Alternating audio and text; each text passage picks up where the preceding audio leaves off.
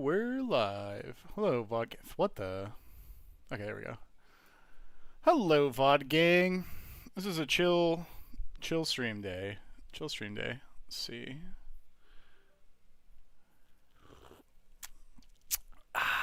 Twitch? No? Twitch? Twitch? No? Maybe?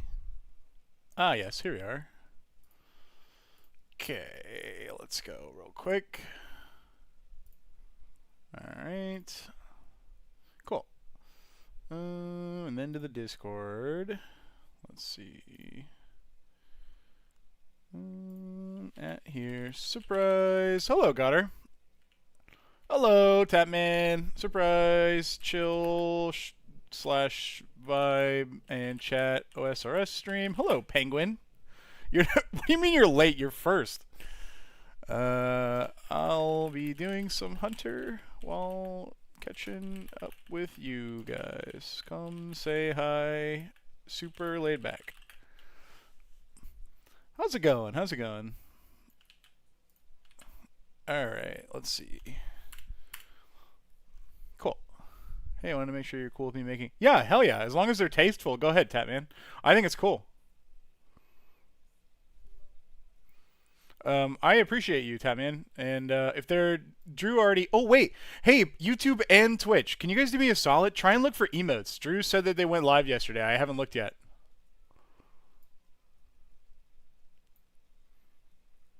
We have some weird abbreviation. Oh, yeah! Look at that. They're on Twitch. Okay. Hello, Cryptics. Getting a filling out? Oh, my God. Good luck at your dental stuff. Hello, Scoots.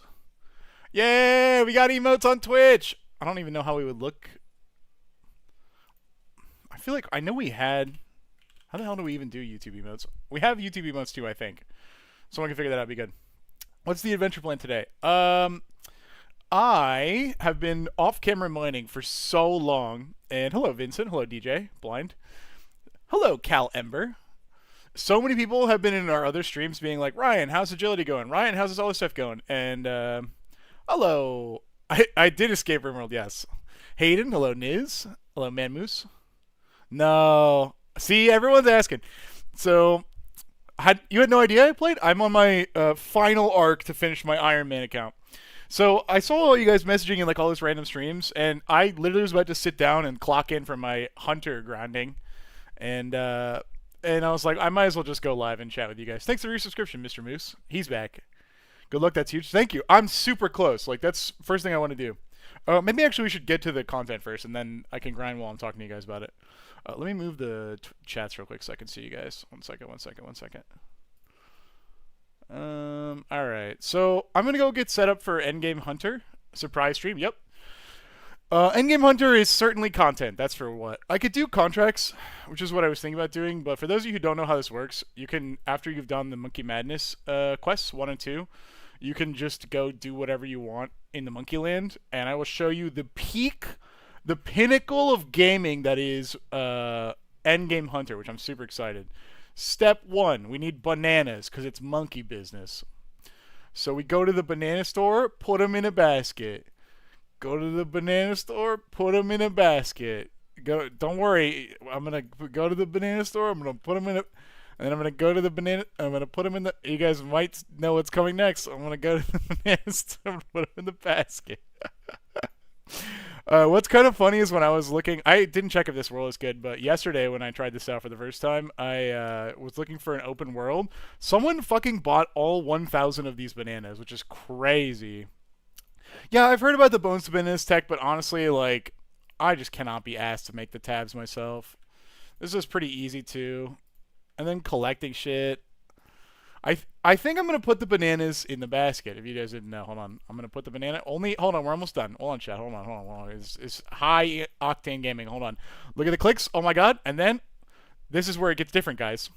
You can buy the bananas and not put them in the basket, which is crazy. Wait.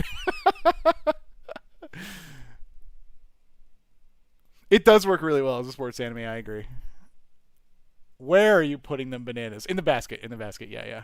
They're going in the basket. Good question. Oh, man. Hello, Parrot. Yeah. But then as they're going in the basket. All right, then you go to this little shortcut thing, and then you activate your talisman of monkey, climb them. Could you put the bananas in the basket? I can't, unfortunately. I'm out of baskets. Yeah, it's the unfortunate thing. But I'd love to put the bananas in the basket. For sure. I hope this world is open. Let's see. Once I get there, you guys are gonna. Hello, Britt. Oh, there are emotes. Britt, wait. Britt did the emote. How did you do that? I don't think anyone else figured that out yet. I did turn it on, but then I remembered that I was trying to finish watching Fire Force, which I did do. It's next up on my list to do. All right, this is my favorite rock. I don't know if there's any merit to it. Yeah. All right, we're gonna hop. We'll go to the British world. I loved Ark. I played a ton of Ark. I believe it is member only cryptics. Man, that's my favorite rock. Let's go to the German world. Sir Mike, get out of here. Yay! Okay, so now we're a monkey. We get on the bigger monkey, and then we just go here, guys. You're gonna love this content. Ready? This is how Hunter works. All right, I did it.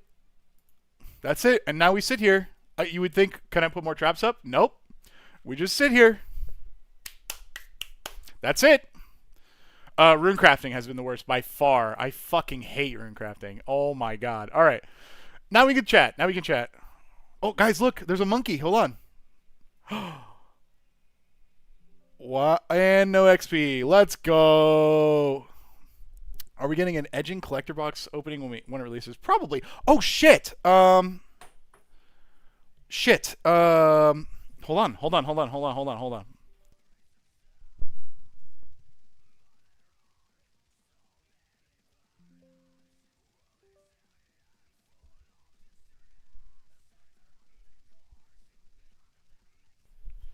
Yeah. Oh, hold on. There's a monkey. Hold on. It's big content. Hold on. Why did you let them have user farts? For science.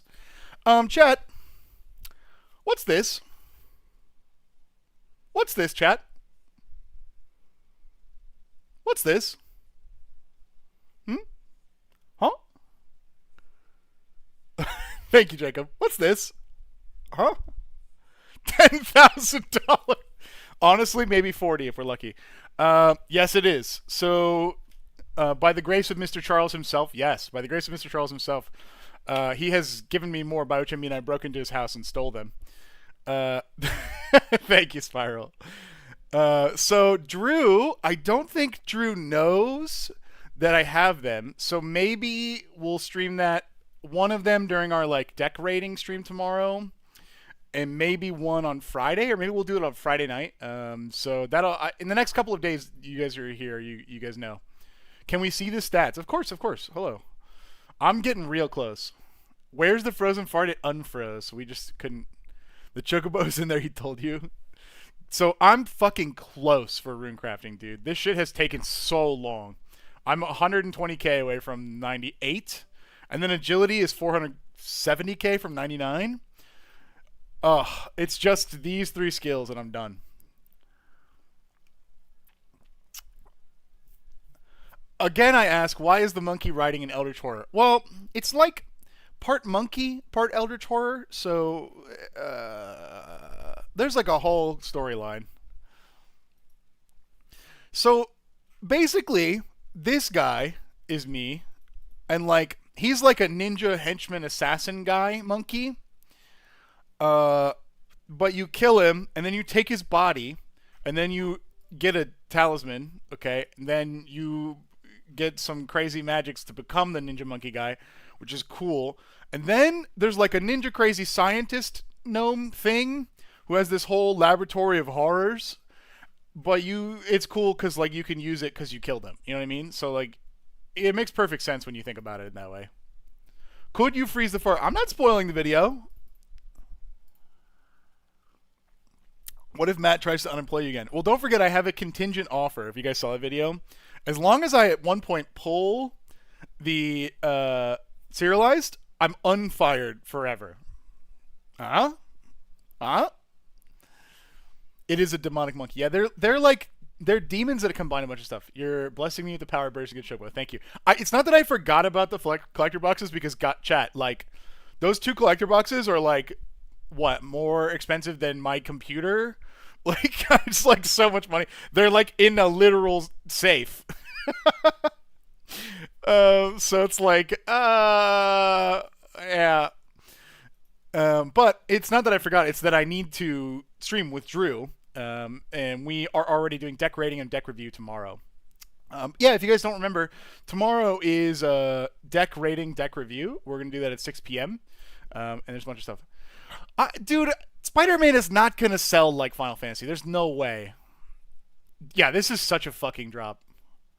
Any reason why not to do Hunter Rumors? A very fair question, Trill. The answer is because for a lot of content, I would like to not tick perfect run around RuneScape. I would like to chill.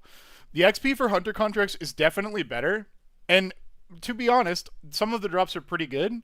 But like, I don't want to stare. I've been doing oh my god, I've been doing rune crafting on my phone for like 80 hours in the last week. My fucking brain is fried. I just need to click Boulder.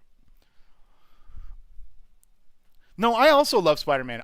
Dude, if they don't print like, you know, all the cards that are like you can have any number of. If you remember in Dustmorn, there was one that was like, say his name or something like that 3 times, and it summoned like the monster.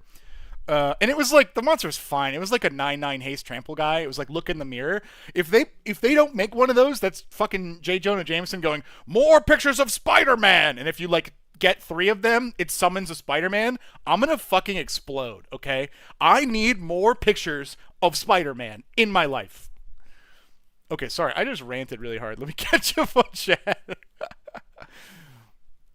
What lore did you miss about the unemployment? Well, I didn't pull a serialized, but I stole the box from Charlie, the first one in the last stream. But I pulled a search fault cloud. So Matt fired me in chat, which is not great. But then I called Charlie and was like, "Hey, Charlie, can I have my job back? Don't worry, I'll pull a serialized in the future." And he was like, "Oh yeah, that's fine. Just pull one in the future, and then like you're good, you're good." So I'm like not really fired, but I'm like also not really hired, which kind of makes me a stranger that farted in their pool today, if you think about it. Primeval type. Oh yeah, no, that makes sense, Cryptics. Yeah, X. It is definitely gross. It is definitely gross. I felt a little bamboozled that the rest of the gang was like not as willing to put their body on the line for science. Let's put it that way. But Chad, if there's anything you should know about me, it's that I'm a man who believes in science. Can you go through all of your Runelite mods and what they do so someone can clip them being 20 years removed from the game? I don't know what Runelite mods do. Absolutely, I can do that. Let me... One sec, I can adjust the... I was the protagonist. Nah, dude, there was some really, really smart people there. One sec. Let me move it over so you guys can see. Oh, God, that... Oh, hold on. That's gross. I guess I can just slide the whole damn thing over. Okay, hold on. Alright, hold on. Okay, this is Runelite. As you can see, by the way, I'm getting like roughly 100k an hour, which is like pretty good for extremely vibing. I'm going to go fast. I'm just going to talk about the ones that I know that I actually use. A lot of these are default. 117 HD's graphics, don't do weather. Weather's not good. Advanced notifications are okay, but this is standard. Ammo stand. Oh, anti-drag is really important. That's like if you're trying to do content where you need to like move stuff around your inventory. If you notice, like you can click and I'm clicking and sliding my mouse and it's not moving the basket. It's because I have a drag indicator on, but I have to hold and move for a second so I don't accidentally fucking kill myself in PVM, which is good. I would highly recommend that if you're doing stuff. Bank heat map is tied to a different one. I like bank tag layouts. That one's okay. Bank memory is really good. It gives you the ability to look at your bank while you're not around the bank. Bank value tracking is cute. Most of these are specific. Better NPC highlighter or better NPC indicators is really good. It lets you just like hold shift and tag all this random stuff. Let's see. A lot of these are like silver bullets, and what I mean is like you would only use them if you're doing the activity. So like Blast Mine and Blast Furnace, like you wouldn't really use them unless you were doing Blast Mine or Blast Furnace. So if you like found yourself in an activity where you're like, man, this is annoying, look for a plugin and like type in the name. Boost information is really good. I don't have a way to show you, but like, let me see if I can actually just click on this one. Yeah, boost information is cool because like if you take a super attack potion, you can like show like it'll show you several different ways like what your stats look like up on the top of the window. You can't see it slightly off screen right now, but like you can change it to show like relative boost to your level or like absolute boost, like with a number, how long, and it's important to know like random combat info, and like other stuff for like crafting and stuff too. I like that a lot. Camera, I haven't really used camera that much. The only thing I really use it for is like I have this press enter to chat, which I'll scroll back the window in a second to show you where I have my chat locked because I use WASD and WASD sometimes. But it lets you change, which is nice. Canon plugin is for Dwarven multi-cannon. Don't worry about that till later. You'll know what that is when you get it. Chambers Zerek is a raid. Chat color's fine. I'm trying to think of other stuff. Chat filter. I don't even know what this is. Chat timestamps is good. I like that a lot. It's so you can see what happens, like at what time. Scrolling through, like in your chat, if somebody gets a drop, you know when it happens. DPS calculator, don't worry about it. DPS counters, don't worry about it. Don't worry about it. Death Party is one of my favorite plugins. When someone dies, anywhere in your render distance, everyone lights up huge 99 fireworks. It's great. Let's see. Coliseum is if you're doing the Coliseum, don't worry about it. GPU is a replacement for 117. It's high def, but it engages your GPU more than the actual game would. Ground items and ground markers is really important. You can actually like tag stuff or show them here. If you don't even want to see bones, you can get rid of them like this and then they're gone. Usually holding Alt is how you do that. Let's see. I would like it to be neither of those. Scrolling through. Hub party panel's cool. You can see what your boys have equipped when you do stuff. Scrolling through. Inventory grid is okay. If you're like having trouble organizing your inventory, I really like inventory tags. That's why this tail is white.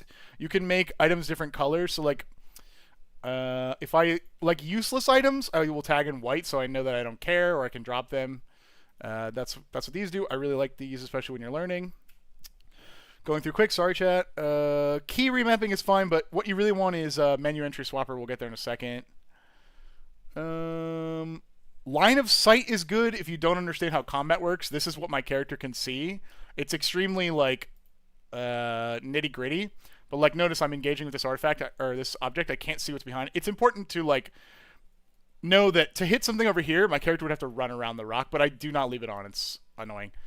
Log out timer, super important. Super important. You can change how long you can AFK. So mine's 25 minutes. So like if you like gotta go potty, you can click a tree and then like it'll chop for the full duration. You log out. Loot tracker's good. I think that's on by default. There's some minimap stuff. It's fine. NPC aggression timer is what you're seeing with this yellow line. This is a little more complicated than I wanted to explain. God, I'm on such a tangent. Okay, NPCs in RuneScape are only aggroed to you generally for 10 minutes. Unless you leave their area of aggression, that's what these lines are. If I walk outside of this line, they'll get hostile to me again, but it'll move, so watch. See, now this is the new area of aggression. I have to go out of here. This is important for AFK and combat. Let's see. I don't know what mouse tooltips does. Knee Vive is, it brings one of the most amazing beloved characters in RuneScape back to life. Don't worry about it. Hold on. Blah, blah, blah, blah, blah, blah. Ping grapher is what you see like other streamers use to keep their ping on.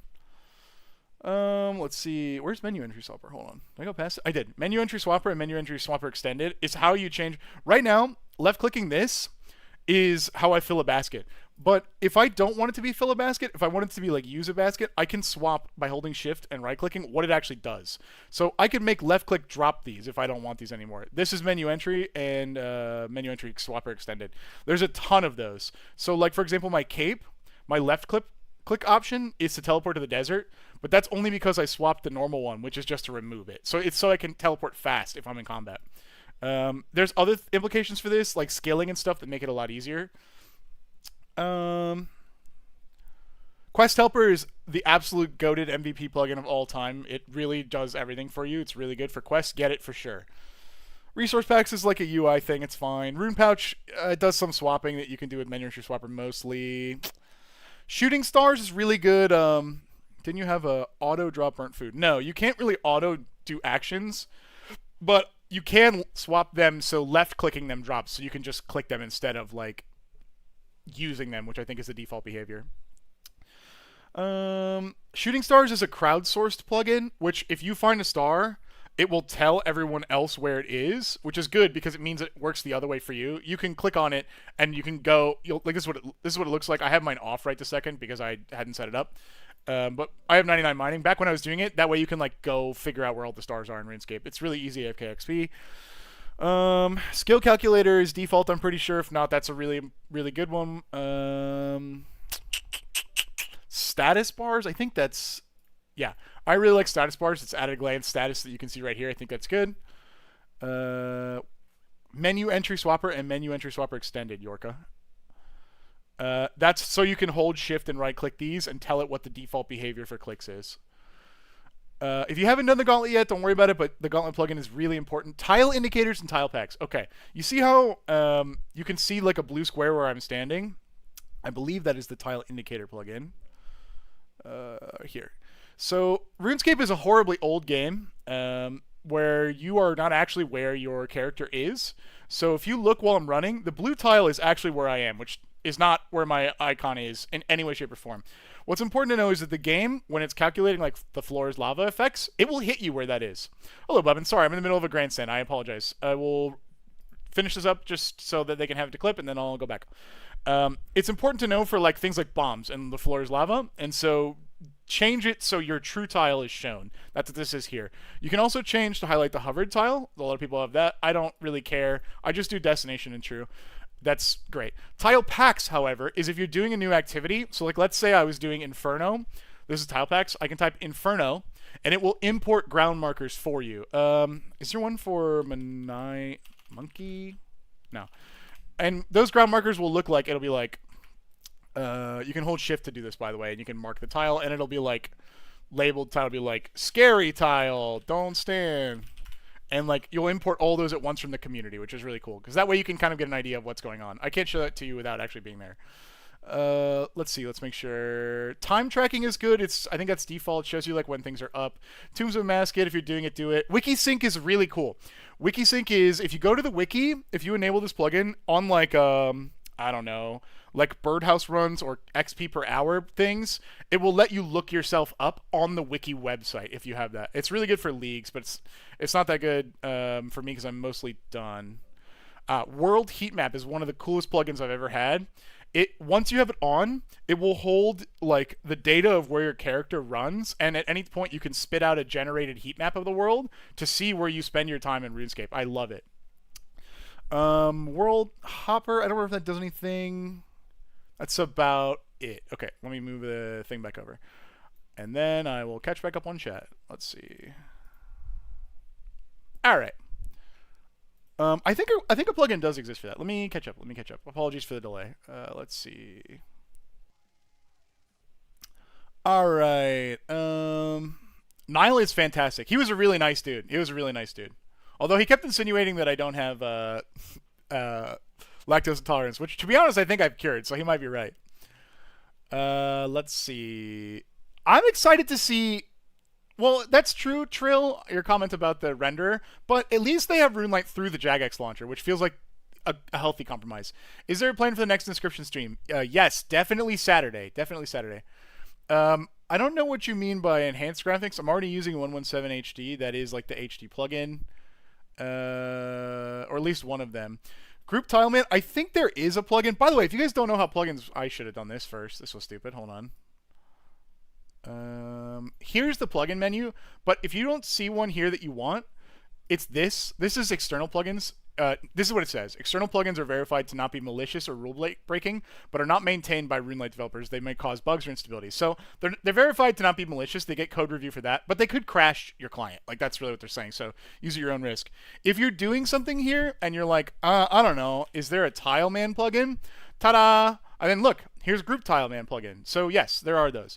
One that's pretty popular is Bronze Man, which is like, you have to unlock it before you can buy them, which is cool.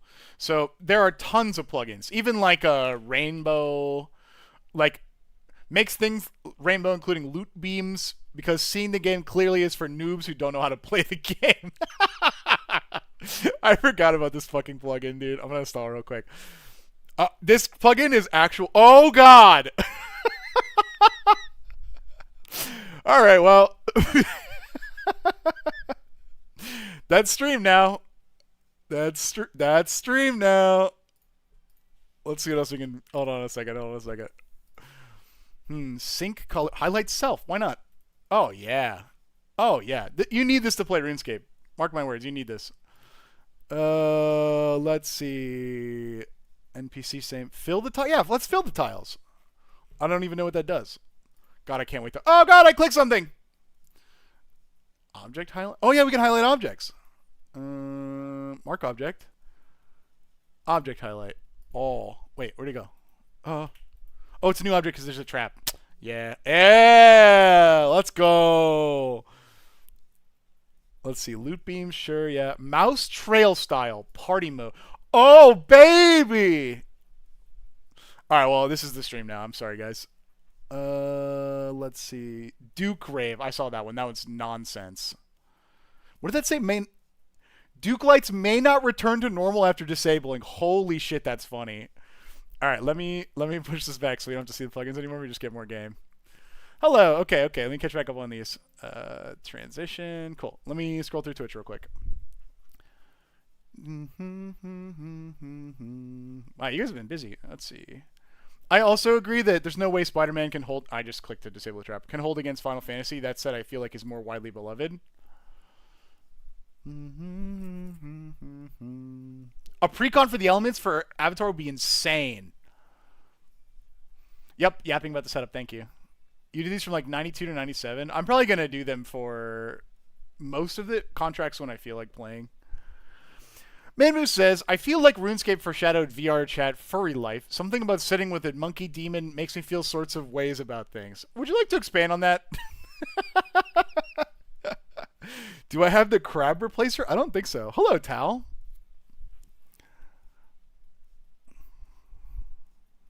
Wait, I wonder if I can inventory tag. Hold on. I'm me losing my XP. Can I do rainbow? There's no item tag? Look at this chat. Damn. Wait, hold on. So if I do a figure eight, and then I'm fast. Damn. Figure eight. Wait, a smaller one. And I'm fast. Hold on. Damn. Almost. Making emojis of you guys is funny. Thank you. I appreciate you doing it. All right, let's see. How did my viewer count go up since Rainbow? You guys are crazy. All right. So anyway, this is Hunter at the end of the game. Wahoo. To be honest, because of where I'm at with agility, I was trying to figure out more like chill stuff to do on stream. Like, for those of you who don't know, I have been foot pedaling agility since like 97, I think, which isn't the worst. It's 37.5k XP per hour. So like the last like 8, maybe even like fucking 8 or 10 streams, I've been sitting with my foot pedals, which I'm not doing now because I'm obviously gaming. I can show you what they look like. Hold on. Oh, don't fuck this. See? Look. So I've been sitting, like, during inscription stuff, with my laptop on the left, just clicking a single fucking agility rock. Which, thank God, I don't have to do that much anymore. This is only, like, what, 11 hours, 12 hours, depending on how lucky I get on tickets. The only problem is, because I don't have much more foot pedaling content, I have to do the other content, which is, like, hard to do off screen. So this is fine. I know, I'm so close.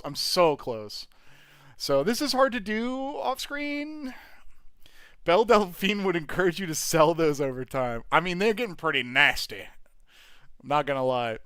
If I knew how to pink all my stuff, I would, fellow.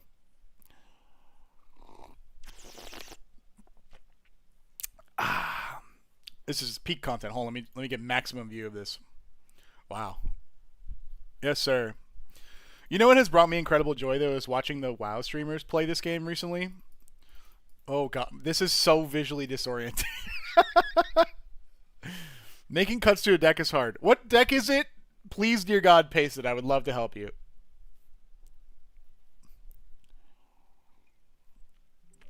I mean, sorry. I'm focusing pretty hard on the monkeys, if you don't mind. So hard. Skill check fartsicles. You might be onto something, Freljord. Seeing my favorite horse girl win gives me joy. Me too. I also love looking at people's decks. Hey, also, for those of you who are here, any more action, we're going to be overstimulated. Woo. Wait till you realize I can move the camera. Whoa. Yeah, all right. I got to say, though, the WoW players are so cute. I think it was Soda. He got a Dragon Harpoon from Temperos, like, disgustingly early. And the clip is, like, him pulling the Dragon Harpoon and being like, I'm the fucking king of RNG. I'm so fucking good. He goes to his group and he's like, I'm so fucking good. And then he goes, I don't even really know what this does. And I'm like,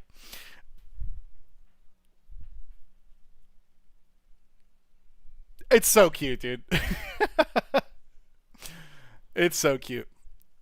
Hey, those of you who are in Tampa, Florida on like the 2nd of August, there's a Comic-Con that Drew and I are going to. So you guys, we filmed a quick update about it today, and I'll probably edit it and maybe post it tomorrow or Friday. And so if you guys happen to be at that Comic-Con, we will be there. We'll have like a small booth or a part of a booth, and that way we can meet you guys. And we're gonna sell some of our like Charlie pulled cards for cheap.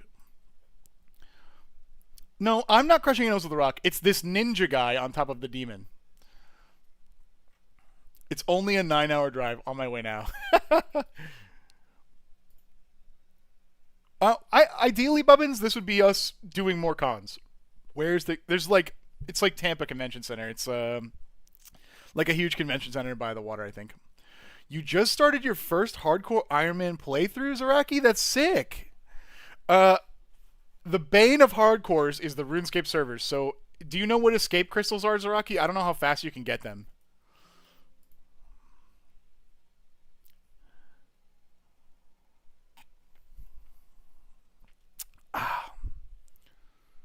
Yeah, I would think so, Freljord. I would love to do. What are the chances you would go to one in Chicago? Not that bad, actually. I have some family who are nearby Chicago. I think I would go.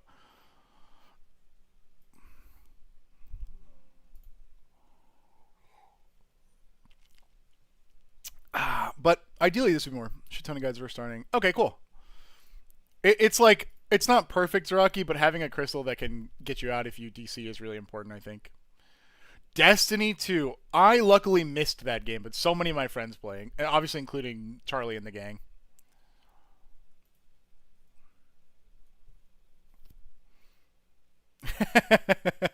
Poor soul. You guys are goofy. Holy shit! What the fuck? Sorry, I'm training my alternate account on another screen, and some absolute Chad. For those of you who are playing RuneScape, some absolute Chad is killing sand crabs with an Osmonton's fang next to me. That's insane. Did I miss something about the Boise conventions? Yes, we're going to Comic Con the 2nd of August. I think it's me and Drew probably. Smallification of content paid for. Stopped playing. Ah, yeah. I gotta say, hello, Viking. I gotta say, so I tried WoW. WoW is a good example. Give me a sec, Murph. Give me a sec. And I really had fun with WoW, but I was watching some like video essayer on YouTube talking about the reason why a lot of people are going from WoW to old school RuneScape, and they said something really interesting that clicked with my experience with WoW, which is when you're done with the WoW expansion, the next expansion just fully wipes out that expansion. Like, it's cute that you have gear. You can post it there, Chris, or in Discord or whatever. It's cute that you have gear from that expansion, but like, it's basically fucking worthless. You need the new expansion gear before you can do anything. And I was like, huh, that's kind of true with the way I understand the game. Old school RuneScape has content that like is old and useless, but like frequently updates that are in the game will become relevant again. A good example is the Zamorak boss, Krill. There was, when they released the new Demon Bane weapons, people were like, oh wait, we can just take the bow in there and beat his ass, which is cool. Which is super, super cool. Hello, Frozen Fart. That's me. Indeed, I did do that for science. Alright, let's check out your Mox field here. Oh, I clicked your Mox field link and it says the URL you're visiting does not exist, Mr. Murph. Yeah, and it does build on itself pretty well, I think. Yeah, it does feel very battle passy. Maybe that's the best way to say it, Vincent. Congrats on the science. Thank you. Thank you. It was honestly hard work, but I did eat that Taco Bell. Here, you can post it there, Chris. Or you can post it in some other random channel. It doesn't really matter. Let's see.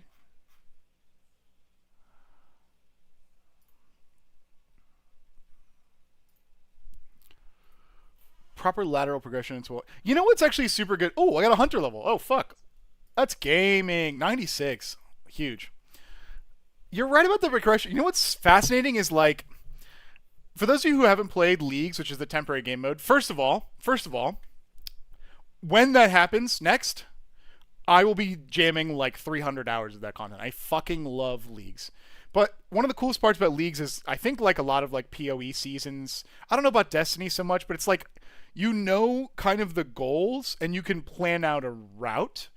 And so the more I had done that, the more I like planned out routes, the more I realized that like in the main game of RuneScape, people will go like a pretty classic build. It's like you want to try and get to a rune scimitar, use a rune scimitar. Okay, I'll check in a second. Thank you.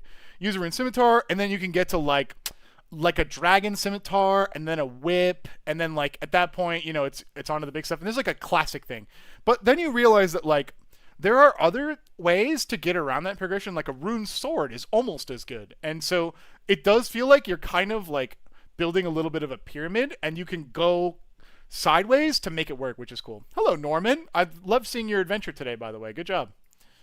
All right, now let's check that Mox field, huh? Caesar. Sick. Okay, you're trying to cut, huh? How many cards you got? Let's see. Let's see. I haven't used Mox field much, so I'm trying to figure out where the hell the total number of cards is. What I'd have to add... Do I have to add them? No way, right?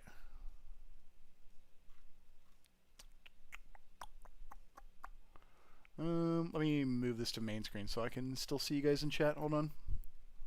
There's 100, okay. Oh, wait. I mix these up. Hold on. Murph, you were saying... Can you tell me if my Marty deck is doing too much? Okay. I'll give you a quick, like... What are you looking at? This is old school RuneScape, Endgame Hunter. I put this banana, this is me by the way, obviously, under this rock. And then I do nothing. And I simply wait. Alright, Caesar wants to sacrifice creatures. I'm going to be real quick because I want to keep going. Oh, wait. Chat? Pog? Monkey? We did it. Guess what? And now I put this banana under.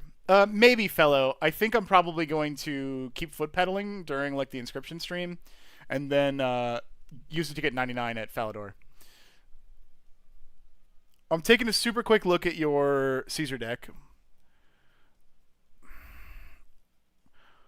I don't think that it's that you're doing too much, but I do think that like maybe it is that you're doing too much. So I see your Desdemona. I fucking love Desdemona, but I don't know that it's correct in this deck.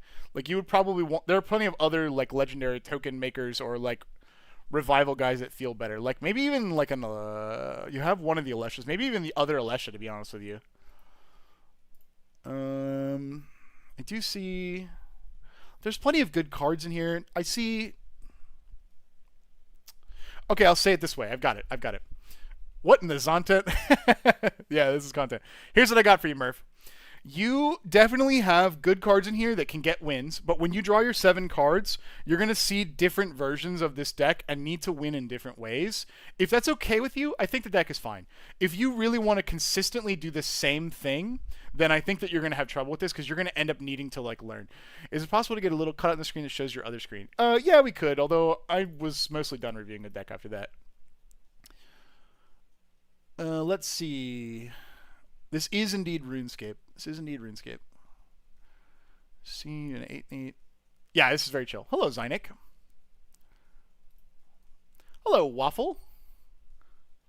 I cut like 45 of them. Yes. I could probably start adding other like cursed shit if you guys really want to see it. Hold on.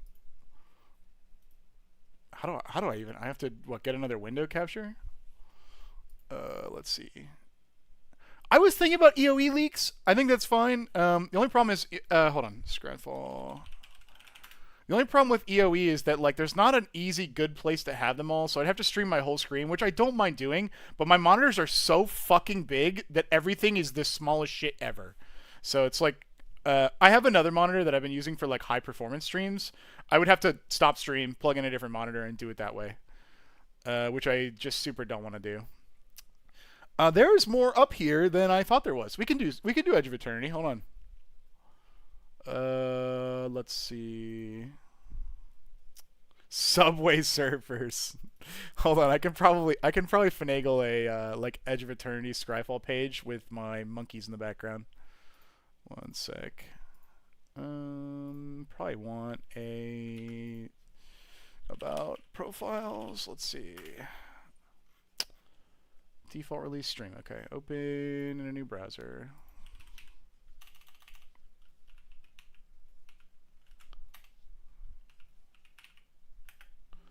Seems okay. Hold on. I think we can just go through a lot of the cards that were shown. Let me get the YouTube up. Cool mouse reminds me of when I used to get viruses from downloading. Any chance on a Helldiver stream? Just call my PS5. 1000%. Oh, gamer fans, I have more to talk to you about. Yes, there will be definitely more Helldiver stream. I've been keeping an eye on the Xbox release date, which I think is August. Absolutely when that happens. I almost did it on Monday. Yeah, oh god, I changed the size of my window. Oh god, I fucked everything up. You asked me about Black Veil Brides the other day, I believe, right? Sorry, I fucked up the whole window. Everything is terrible. Hold on one second. Professional streamer. Let's see. They have that one song that's super famous. It's everywhere. It's the one I was thinking of. In the End, I really like that song. But then I listened to the ones you suggested. Cool band. That was literally it. You weren't in trouble or anything. All right, Chad. Let's see. Okay, let's go. Another window capture. Hold on.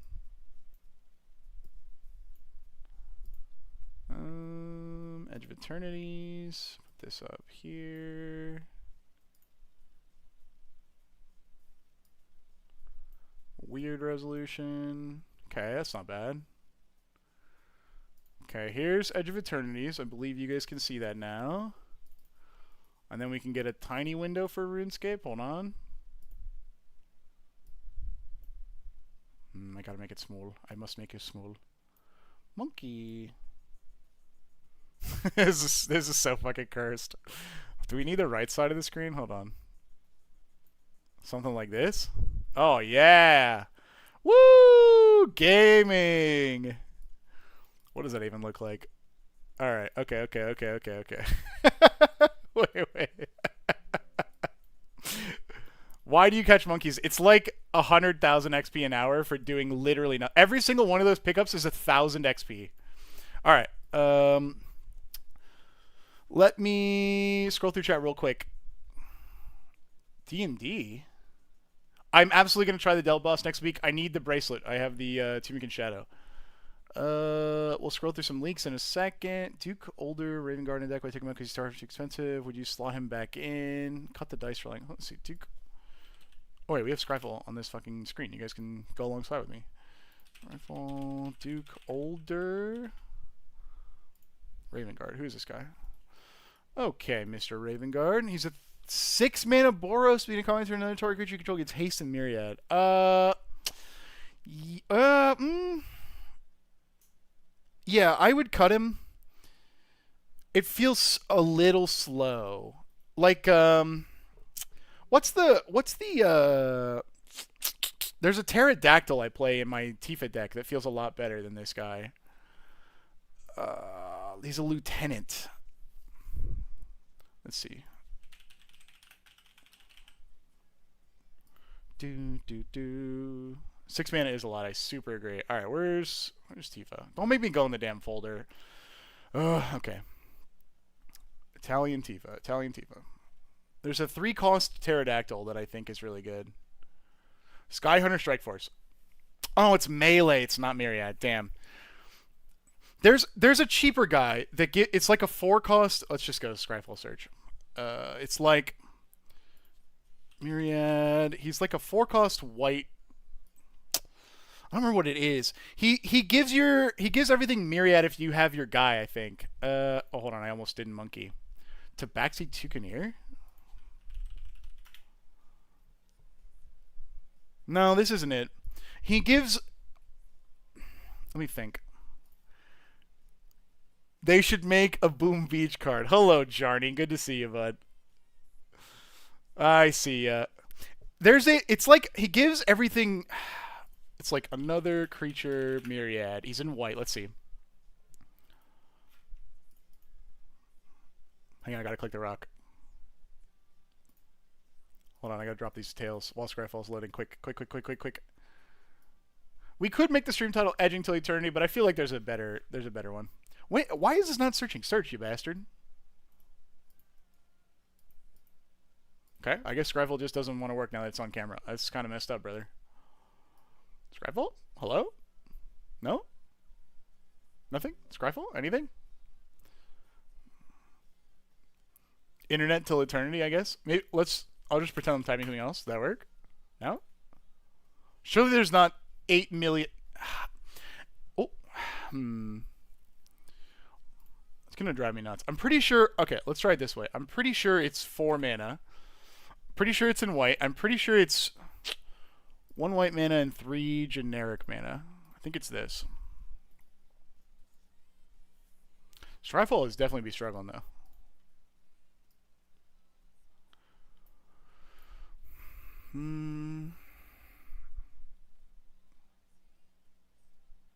Why is... Oh, I didn't type the word Myriad. Pog. It might have... It does explain why this is taking forever now. Let me see how many pages this is. Alright, let's fix this. Wow, we're in A. Okay. Myriad. I've got a monkey tail. It's this guy! Forger! Wait, I think someone said that even. Yes, thank you, Tapman. It's this guy. It's this guy. This gives him to non-legendary, but it's still better. That's tough. It's one cheaper. I feel like I would still rather play like Blade of Selves at this point. I feel like unless it's maybe this is where my feelings come from. Every time I play Myriad, unless it's like the focus of my combo and I've really sharpened the Myriad knife all the way down to its like point, I get disappointed because it takes too long to get this going. You know what I mean? Is this the enchantment? Yeah. He was thinking about creatures though, is the only thing.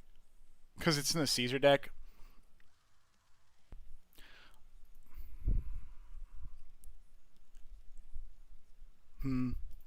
Overall, Myriad is so good, but it's so slow. I think that's the best one that I would do. Although I think you had a lot of legendaries.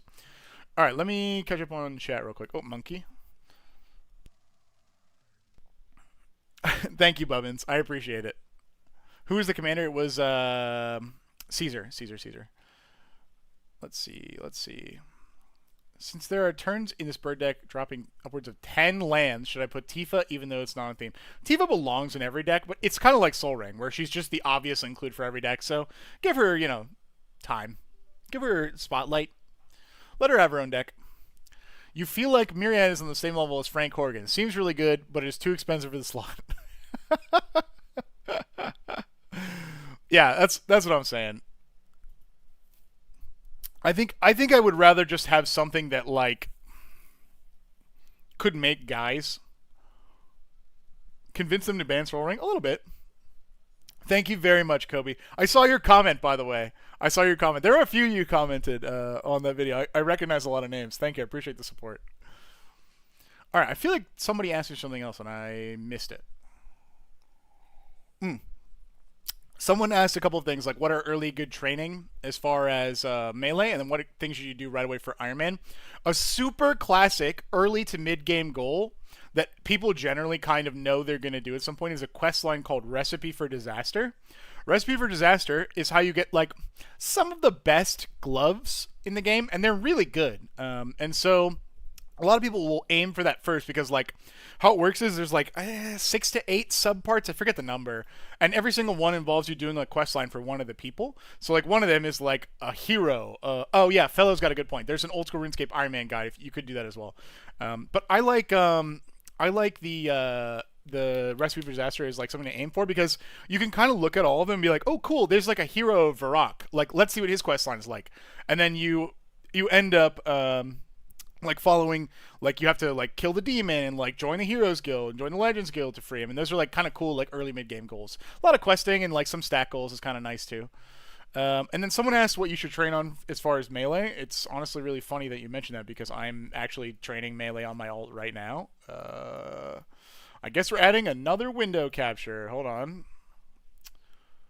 Window capture, add, blah, blah, blah. This is fine. It's Runelite. Okay. Yeah, so here's this is so fucking cursed. I'm just gonna show it, then I'm gonna move it small. These are sand crabs. You can find them all over like let me close this shit. These are sand crabs. You can find them all over Hasidius and Fossil Island. So it's the beaches of Zaya. And can we get some arena? In a minute, in a minute. You just sit here and you just beat their ass. They can't really hurt you. There's also rock crabs in Releka, the Fremnik area, but sand crabs are super easy. How are you triple task? It's like 50 tasks at this point. It's called coffee, a lot of coffee, and badly. All right, now that you guys have seen what this looks like, obviously this is peak content as well, so we're going to need to just keep this on.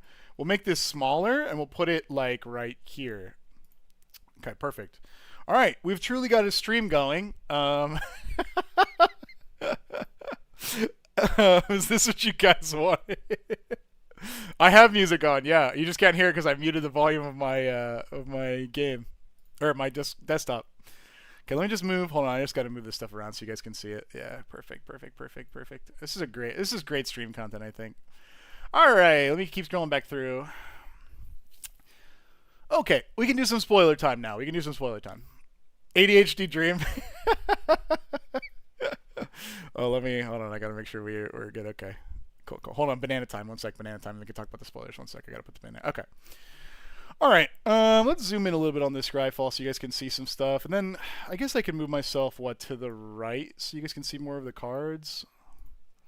Is your alt name Frank? No, it's mine Nemakwa, which is like an anagram for I am Aquaman. So we've seen a lot of this stuff, but a lot of it I haven't actually seen, which is kind of cool. So like All Fate's Stalker is a 4-mana 2/3 with warp.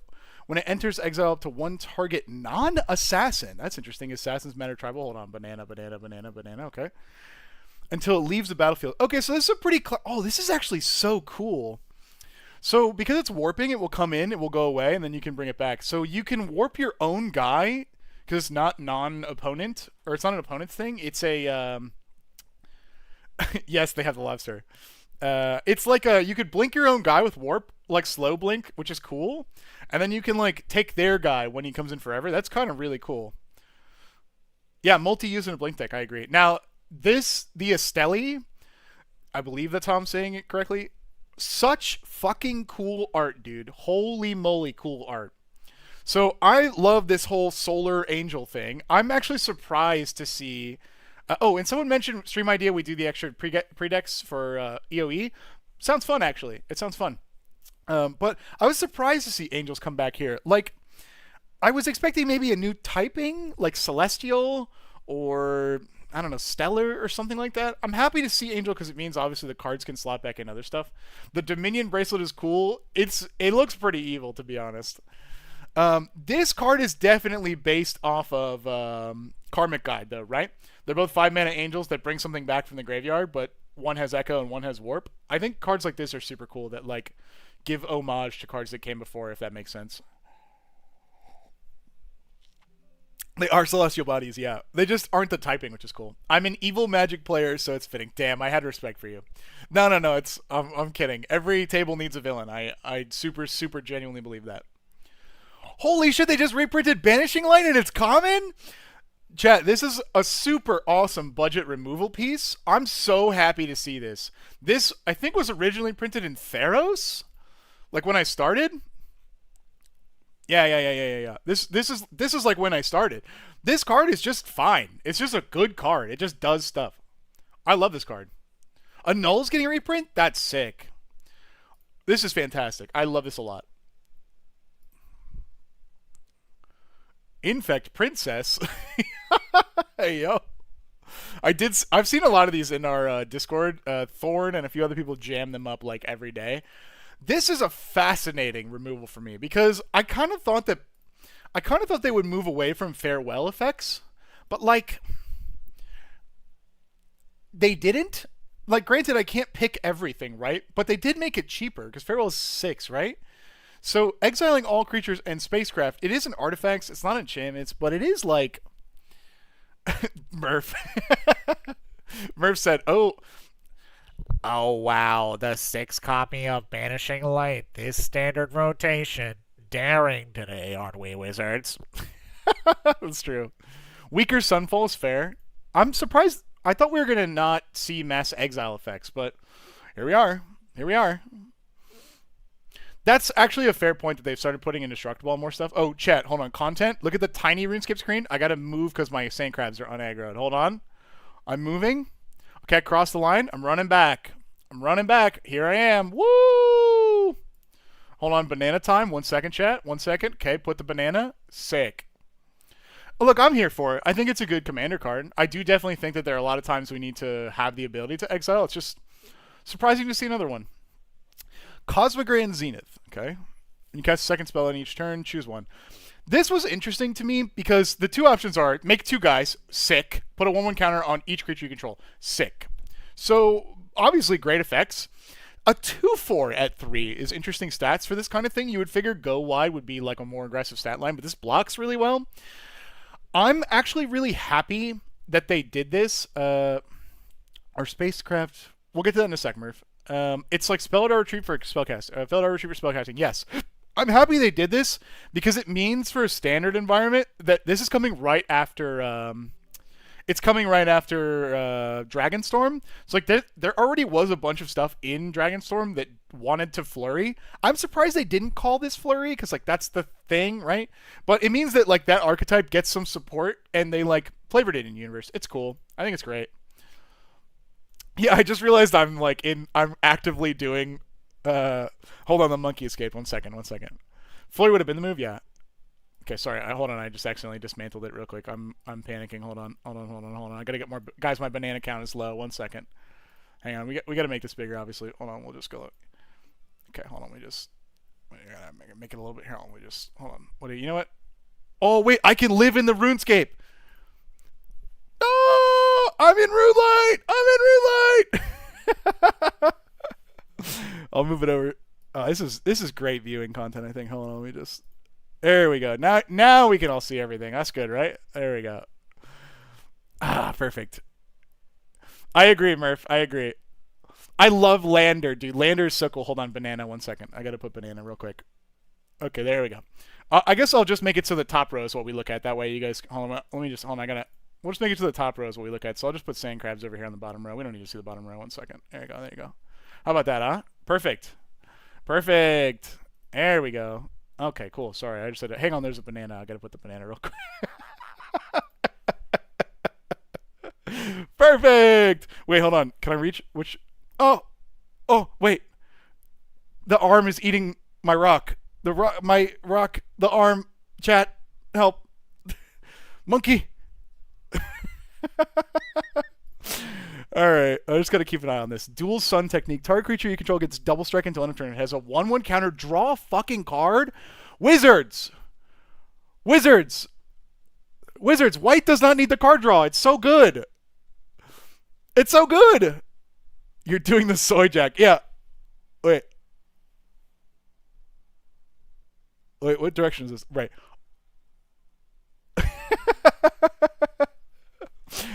Dude, I can't believe they put. Hold on, you guys can't see this. I'm also playing music on the side. Overlord by the Browning. That fucking slaps. Okay, sorry, hold on. I just had to thumbs that up for my algorithm. Alright, listen. The only reason that White gets beat in games is because they, like, can't do everything perfectly, or they run out of cards. Okay, that's why blue and white go well together, because white can kill the shit out of everything, and blue can draw the shit out of the cards and deal with stuff that needs to die on the stack. I can't believe they printed double strike, basically draw a card. Guys, do you think it's possible to put 1/1 counters on stuff in white? Please cover the bottom right. I don't like being spoiled. Use the use the cheese eating pick. All right, wait, hold on.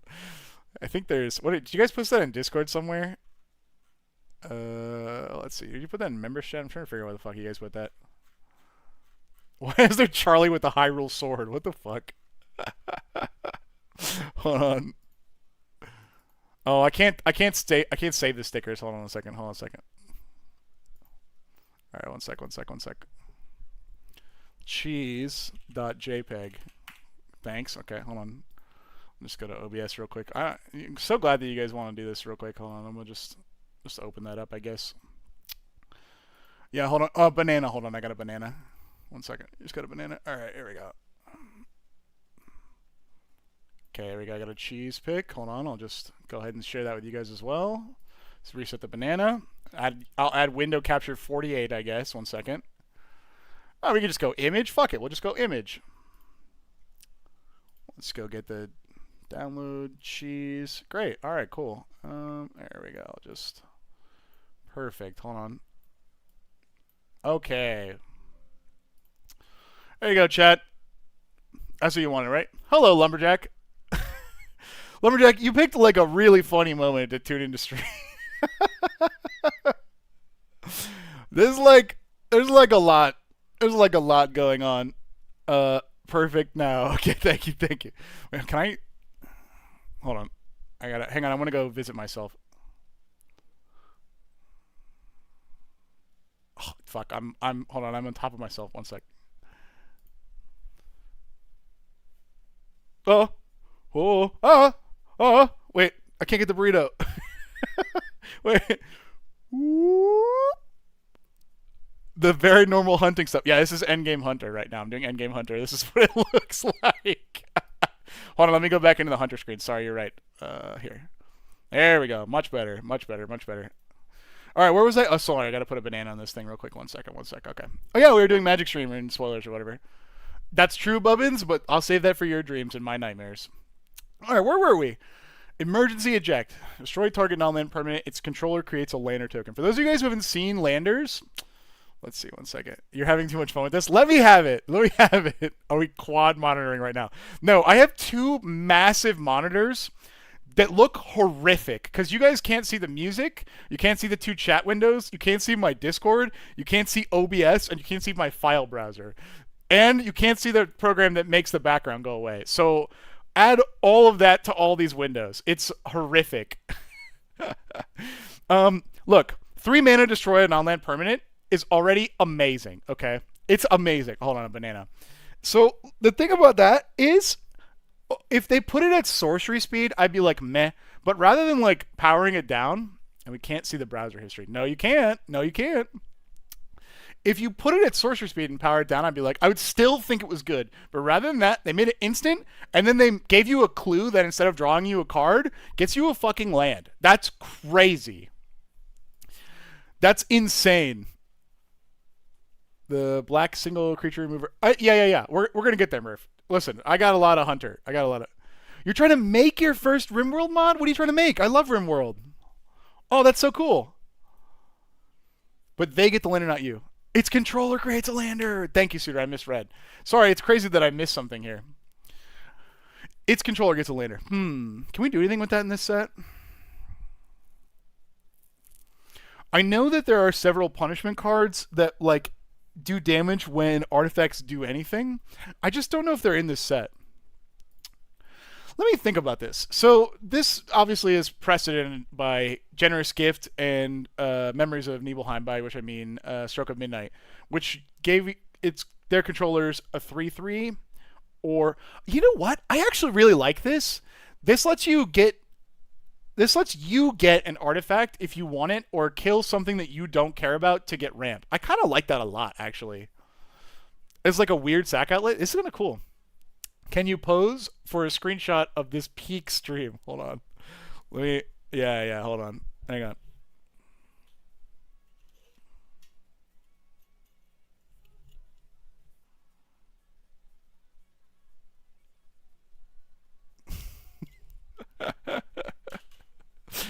Yeah. Yeah. It's Path to Exile with extra steps. True, but you get an artifact ETB, which might matter to some decks. Plus, you can play both. Kind of interesting. It's a landfall tool in white, right? Yeah. Isn't it interesting? Hold on, I gotta move my sand crabs real quick. Hold on, chat. Hold on, I gotta move my sand crab. One sec. Hang on. All right, cool. Cool, we're good. All right, what were we saying? Oh yeah, Exalted Sunborn, a 4/5 flying with life link for 5. Interesting. If one or more tokens be created in your control, oh my god, I forgot that they did this. Okay, chat, we just got another fucking. We got the Elspeth, right? He's dual logging cheater. Yeah, you said JK, to be fair. Yep. I'm dual logging and streaming and talking magic. I don't even know what to call this stream. Guys, do we need another token dog? Did we? Who asked for this? I'm tired of the token doublers and white boss. You know what's actually kind of funny, Zam, is that also good to see you. What's kind of funny is that like at some point they're gonna print enough of these fucking things where like we can just fill the full deck of token doublers and like we won't even need. They should make more triplers. Sorry, you're right. That's fucking crazy, dude. Yeah, you double and then double. So they're called replacement effects. Someone just asked a good question. If you have 2 down, do you get 4? They're called replacement effects, and the owner of the permanent or, frankly, player that is being affected by the replacement effects chooses what order they happen in, and they happen in order. So let's say you have a... The most common one for me that's like confusing that I see people get in trouble with is damage, guys. So let's say you have an effect that says everything that takes a damage takes 1 extra, and let's say you have an effect that everything that takes damage takes triple. You can do, if you're the one taking damage or your creature's taking damage, you can be like, okay, I would like the +1 to apply first and then the triple if you want more, or you can triple and then +1. It's your choice. So you can always do the math on how it works, and it's yours. I also agree that doubling season needs to be $20, but I think the point they're trying to make, Freljord, is that it's in white again and not other colors. Like, we have precedent for it being in green. Like, maybe green could get some love again, you know? That exactly one guy from Warhammer, yeah. Stellyorn, fucking, the Pew Pew guy, he's like, you know, he kind of looks, he's like, he kind of, you know, the gunslinging guy. I know what you're talking about. Hang on, sorry, there's a banana. 1 sec, I just gotta... Okay, sorry about that. All right, Focus Fire. Well, let's also talk about the warp on that guy. It's kind of cool, though, that you can pay 2 mana to put it on the board, and then, like, use all the tokeny guys, and then it goes away. So, like, you can get it out cheaper. I think that's good for Standard. Yes, Standard did get Tifa Green, which is very true, but I'm a Commander player at heart, you know? Alright, 1 mana instant focus fire deals X damage to target attacking creature. X is 2 plus the number of creatures and or spacecraft you control. Ooh. So, what? Worst case? Oh, this is common. Interesting. Worst case, this always does 2? I think that's really good. You're going to see that a lot in draft, probably. That's really, really cool. Yeah, you can cast it again, Gamer Fans, exactly, for warp. But Focus Fire, I think, is really cool. Oh shit, chat. We might have to main monitor RuneScape in a second. I'll have to do some gaming. You guys are going to see. Halia, Guided by Light. 3 mana, 3/3. Whenever another creature, Halia or another creature enters, you gain 1... Oh, creature or artifact enters, you gain 1 life. Interesting. At the beginning of your end step, draw a card if you gain 3 or more life this turn. Ooh. So it's Gaffer, but it also provides the lifelink engine, and it has warp? Suitor is talking about Focus Fire. I agree about the attacking creature clause doesn't matter, or is tough, but like that's a pretty wide effect. It's a pretty wide effect. I think it's true. I think it's true. Frodo and Sam are going to space is a great way to say it about Halia. I agree. Soul Sister with Gaffer mechanic. Yeah, it's Soul Sister, but also artifacts, which is fascinating, right? Oh, chat, hold on. We got to go main screen RuneScape for a moment. Hold on. I'm obviously not gonna. I'll just make it. You guys can see this, right? All right, chat. I'm out of bananas. So we gotta go. We gotta go get more bananas. Hold on. This is what you guys wanted, right? Hold on. Hang on. I just gotta. Damn, I'm out of banana. I need a banana to get there. Banana. 1 sec, check. Hold on. We're just going to get some more bananas real quick. You guys don't mind, do you? 1 second. Hang on. Oh God, the rainbow plugin works on. Oh my God, it's horrible. I gotta make this full screen. Oh my God, it's horrible. Oh my God, that's terrible. 1 second. Wait, I put it on top of myself. Hold on. What the shit is that? Oh my God, chat. It highlighted everything. It's terrible. I'm going. Hold on. I'm going here. You see this guy's pulsing rainbow right here? This little guy. That's where I'm going. Real quick. Hold on. It's terrible. Hang on. I gotta buy bananas. Chat. What comes next? Buy bananas, and I put them in the basket, and then I buy the banana. Holy shit! I should have put an epilepsy warning, dude. Hang on. I gotta buy bananas and put them in the basket. 1 second. I'm gonna buy the bananas. The frame rate drops when I move the camera around. That's so fucking funny. No, it sounds like you got all the gas you need. Okay. Oh, I gotta buy the bananas and put them in the basket. 1 second. I'm gonna buy the bananas and put them in the basket. RuneScape Endgame Hunter, like Jerry Jagex intended. You know what I mean? Yes, sir. Yes, sir. 1 second. 1 second. 1 second. He drew indeed. Hold on, guys. Check this out. Look at this. Bananas in the basket. And then bananas in the basket. And you might be wondering what's coming next. Bananas in the basket. And if you said that bananas were going in the basket, you'd be right. But you know what's crazy about these bananas? These bananas right here, not going in the basket. Nope. Let's get the fuck out of here. So much better. Holy shit, it literally... Oh, God, it didn't work. I turned it off and then on. Oh, the game just... What? Oh, I broke it. Oh, no!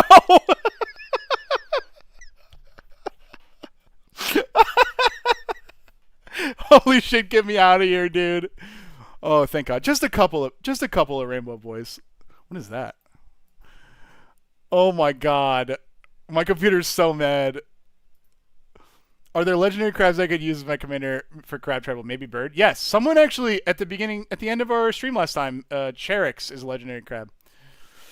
They posted a Cherix deck that was kind of cool.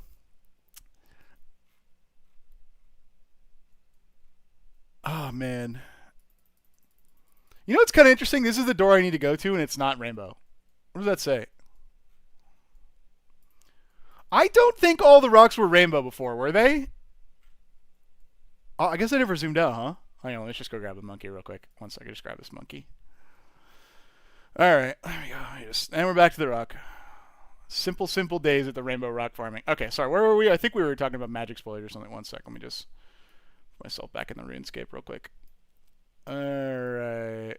Here we go, guys. Alright, we're back. We're playing Magic. Check it out, we're playing Magic. What's the best land commander for someone that doesn't really like landfall? That's hard.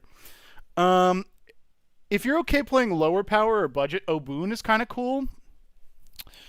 I also think that, you know what? There's an island. What is it? It's like island matters fish mono blue. I forget it's this guy. Illuge. Illuge the Shoreless Sea. So, excuse me, me eating cheese is in front of it. All right, we're just gonna have to read off here. So it's a 4 mana, so 1 in triple blue. It's an elemental fish. Its power and toughness is equal to the number of islands you control, so lands matter. And then whenever it enters or attack, put a flood counter on target island. It's an island in addition to its other types, for as long as there's a flood counter on it. And the first instant or sorcery you control each turn costs 1 blue less or 1 generic less. So this commander does want to... Oh, AC is good too, yeah. They're saying they don't really like landfall, but AC is a good choice. AC is fantastic. So that one is your lands turn into direct, like, instant sorcery value for you. This was just lands become draw cards, which is a fantastic choice. And then there's also Tatiova. Tatiova too. These would be my 3 choices. Tatiova Benthic Druid, which is just when a land control enters, gain a life and draw a card. I clicked this, by the way. Scryfall is just fucking dying. So these are, you're saying you don't like landfall mechanics, but these are basically just value engines that are stapled to landfall. So like, yeah, yeah. All right, where were we? I think we were talking about. Hold on, banana. Oh, sorry, hold on. I've got to move my sand crabs really quick. 1 second, guys. Hang on. Okay, there we go. Sorry. Okay. All right, sorry. Let me just drop these monkey tails. Let me just grab these bananas out real quick. Hold on 1 sec. All right, cool. Perfect. I Coma's good too. Simic players do anything but landfall in an impossible level challenge. I don't know what you're talking about. Oh man. Dar Royal? What is it? Noyan Dar Royal Shaper? I don't recognize that name. Oh yeah! So this is similar to Obun. It's like when you cast instant sorceries, you put counters on lands. Obun, I think that's spelled correctly. What? It's like not even close. Oh, 2 U's. This one is at the beginning of combat on your turn, a creature becomes an XX elemental, where X is Obun's power, it's still a land, and then whenever lands come in, it gets bigger. So this, both choices, this one and the not that, Noyan, are like turn your lands into bullets, which is kind of cool. It's kind of cool. All right, we're back edging till Eternities, right? Let's see. I really like Halia. I think that's super cool. Artifact life gain is definitely an interesting thing. Hard light containment, I'm really excited about. So you have to play it on an artifact. Could be an artifact creature. Oh, Black Panther is a good choice too for that as well. It's true. Hold on, sorry, banana. You have to play it on an artifact, but it could be an artifact creature. It's 1 mana, which is sick. And it says when this aura enters, exile target creature and opponent controls until the aura leaves the battlefield. So it puts them in like a hard light prison, which is sick, which is super, super cool. But it also gives the permanent ward 1, which even in an early play, kind of cool for like low to the ground aggressive decks to hiccup to sideboard. I think it's great. Let's go, Bubbins. That's sick. I really like that. I really like that a lot. It gives ward 1. I think ward 1 is enough to disrupt early games. Honor is next. It's sorcery speed, which is the only reason I think that this is in any way fair. Put a 1/1 counter on target creature, draw a card. That's true, Suitor. They could target the ward first. That's true. Honor is pretty fucking cool. I feel like there's a bunch of Jeskai. This falls right into like all of the Jeskai. The Jeskai, like the Shiko and Narset that's like, I play every 1-drop blue card that says scry, survival, shit on a card, and then like I eat it, for 1 mana, and like they're like, why did you do that? And you're like, storm count 1. And you're like, oh, okay. Oh, Feather is really good, yeah. That's funny, Parrot. That's funny. Someone asked what my favorite combo was in all of Magic. It depends on your definition of combo. For me, it's bad fetch lands, or I guess just fetch lands in general, and Crucible of Worlds effects. I think it's so cool to be able to play lands from your graveyard. And if you only have like 1 fetch land in your graveyard, but you can play multiple lands, for example, you can replay the same fetch land and crack it to go find lands out of your deck. I love that. I think that's it's fun value. Honored Knight Captain. The old 2 mana does so. Ooh, 2 mana make a guy. That's cool. And then sacrifice the church for an equipment and put it onto the battlefield. Wow, that's really interesting. So Honored Knight Captain has synergy in token decks, and it has synergy in, honestly, just generally commander decks. You're going to usually play like, hold on, I got a banana. You're going to usually play like at least Greaves, right? Like you can go find it. That's really cool. Or like sort of the Animus style things. And then even in blink decks, because when you blink this, like you'll get another guy. That's pretty fucking neato, dude. Like even just what was it? Resolute Reinforcements. Resolute Reinforcements. Yeah, it's just flash. This guy makes a guy. Like I've played this in token decks all the time. Granted, it doesn't have flash, but I'll take flash for the ability to find the fucking best equipment in my deck when I'm, later in the game I have no cards in my hand because I'm playing mono white. Cool. I block, I sack in response, I get my best equipment. Great. Cool. I love that. That's fine with me. Big fan. Light Stall Inquisitor. 2 mana, 1 mana 2/1 with Vigilance. When it enters, each opponent it's Aven. What, Censor? What is that? So you basically they get to choose. They exile a card from their hand, and then they can play it, but it costs one more.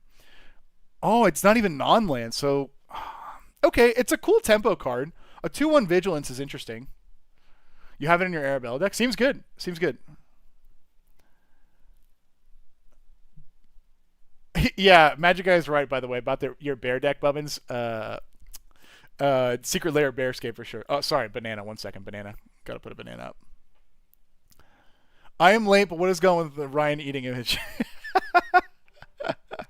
If you didn't see it on no, I don't remember who is it. Charlie's channel or TRC? Let me see. I think it's Charlie's channel. Let's see. Yeah. 2 hours ago, Charlie posted a video titled "This Changes Everything" with Nile Red, and it's about whether we could freeze a fart. This is me eating the Taco Bell grilled cheese burrito, preparing for science. Chat didn't want me to spoil. Basically, there was nothing on screen, and chat was kind of bored, right? Because there's not a lot going on screen that you guys can tell. Obviously, yeah. It's like halfway through, Mochi. They were trying to freeze Ryan's ass. Yeah, that's true. I'm glad you guys think it was funny. It was like I had to think about it for a second. I was like, do I really want to fart on camera? And then I was like, yeah, farts are funny, dude. They're funny. Where are we at? By the way, super good. Just a 2/1 for 1 with Vigilance. Awesome. Awesome. I think that's cool. Lumen class frigate. Station. Other creatures get 1/1 and flying and lifelink. Interesting. I'm a big fan of the station design that they have here. That's like more than you would expect, Viking, is the answer to your question. Stations, I think, are cool as like tiered like help for creatures. So I'm happy to see one that's like, as long as you have some other creature, tapping for 2 is not hard, right?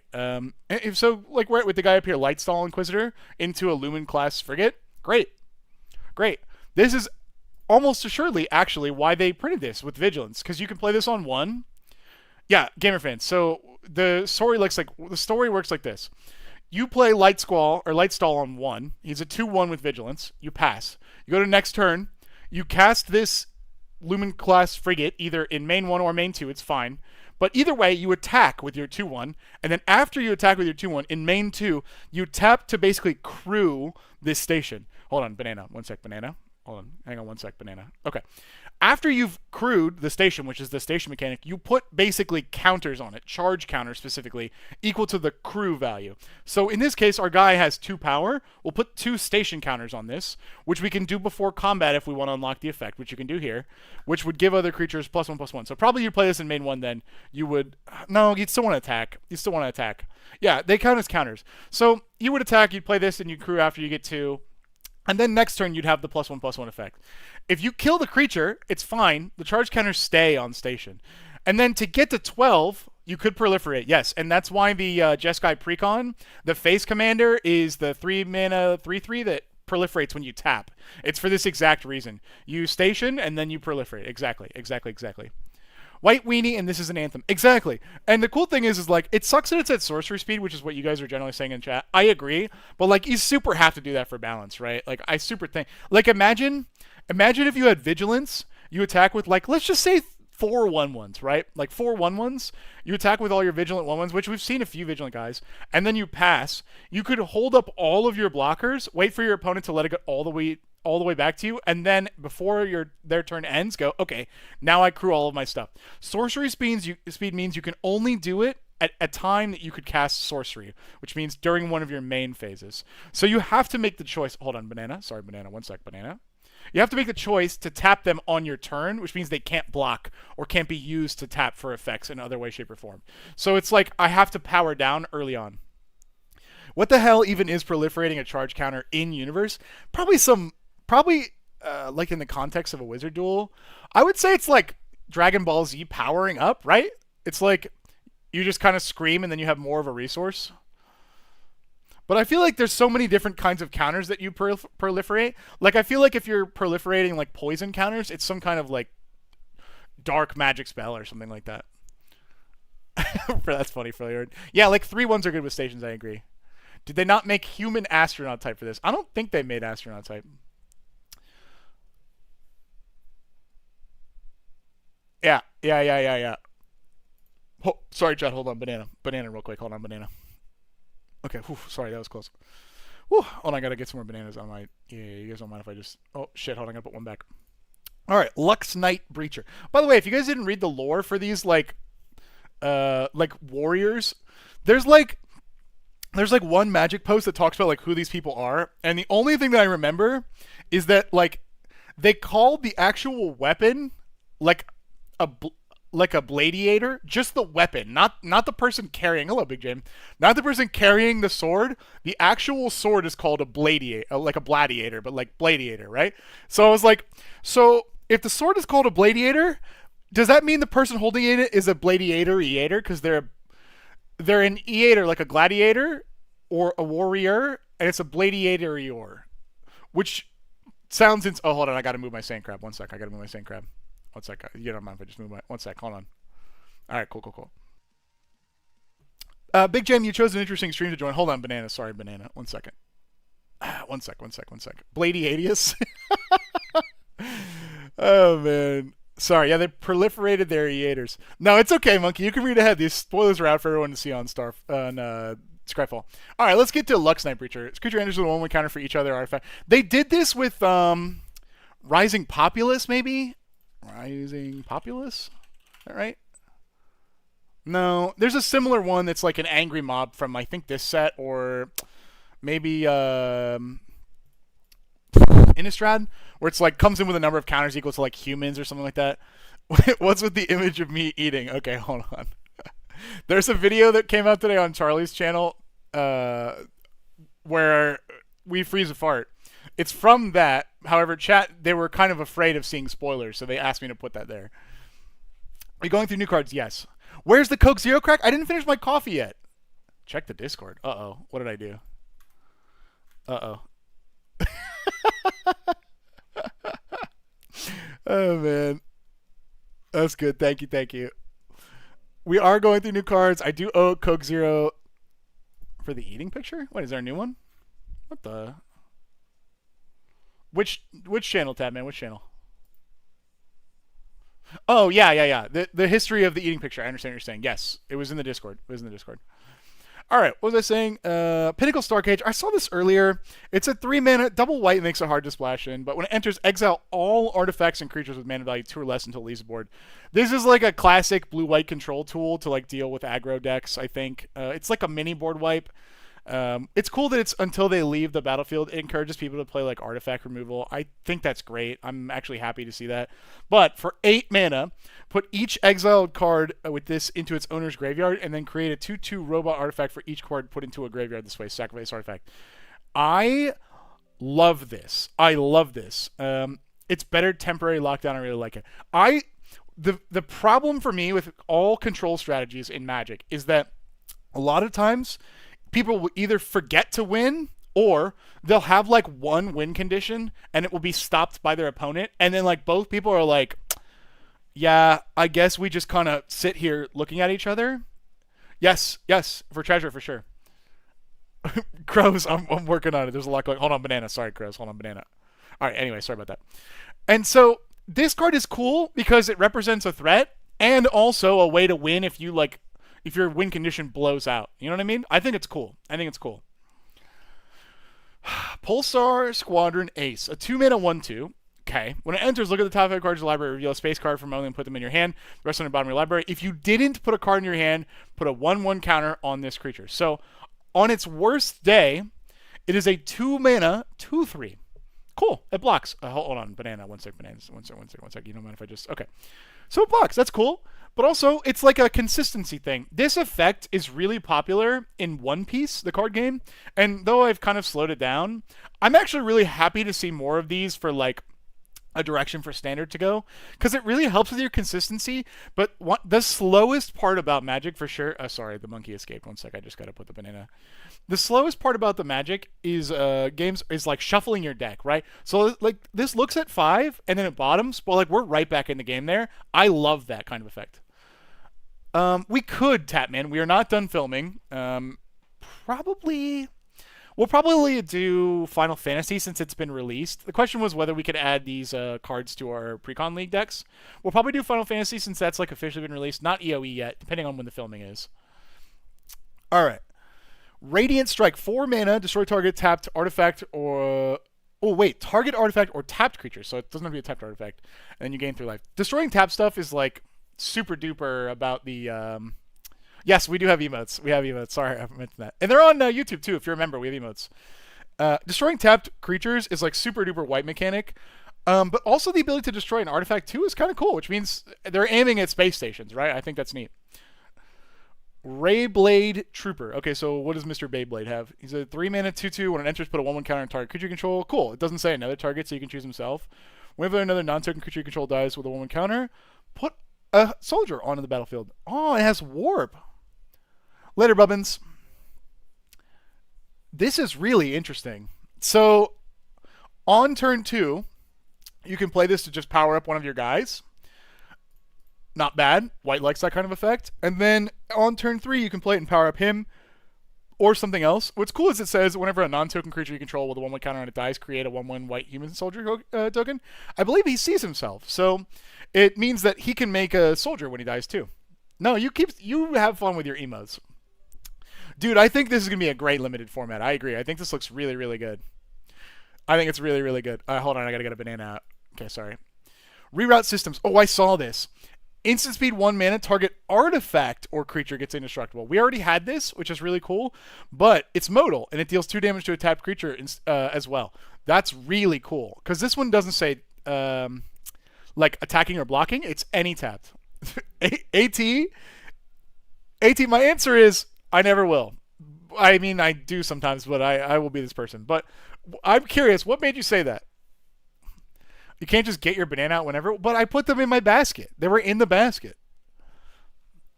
Rescue Skiff. 6 mana, 5/6 uncommon. When it enters, return target creature or enchantment from your graveyard to the battlefield. What? Wait.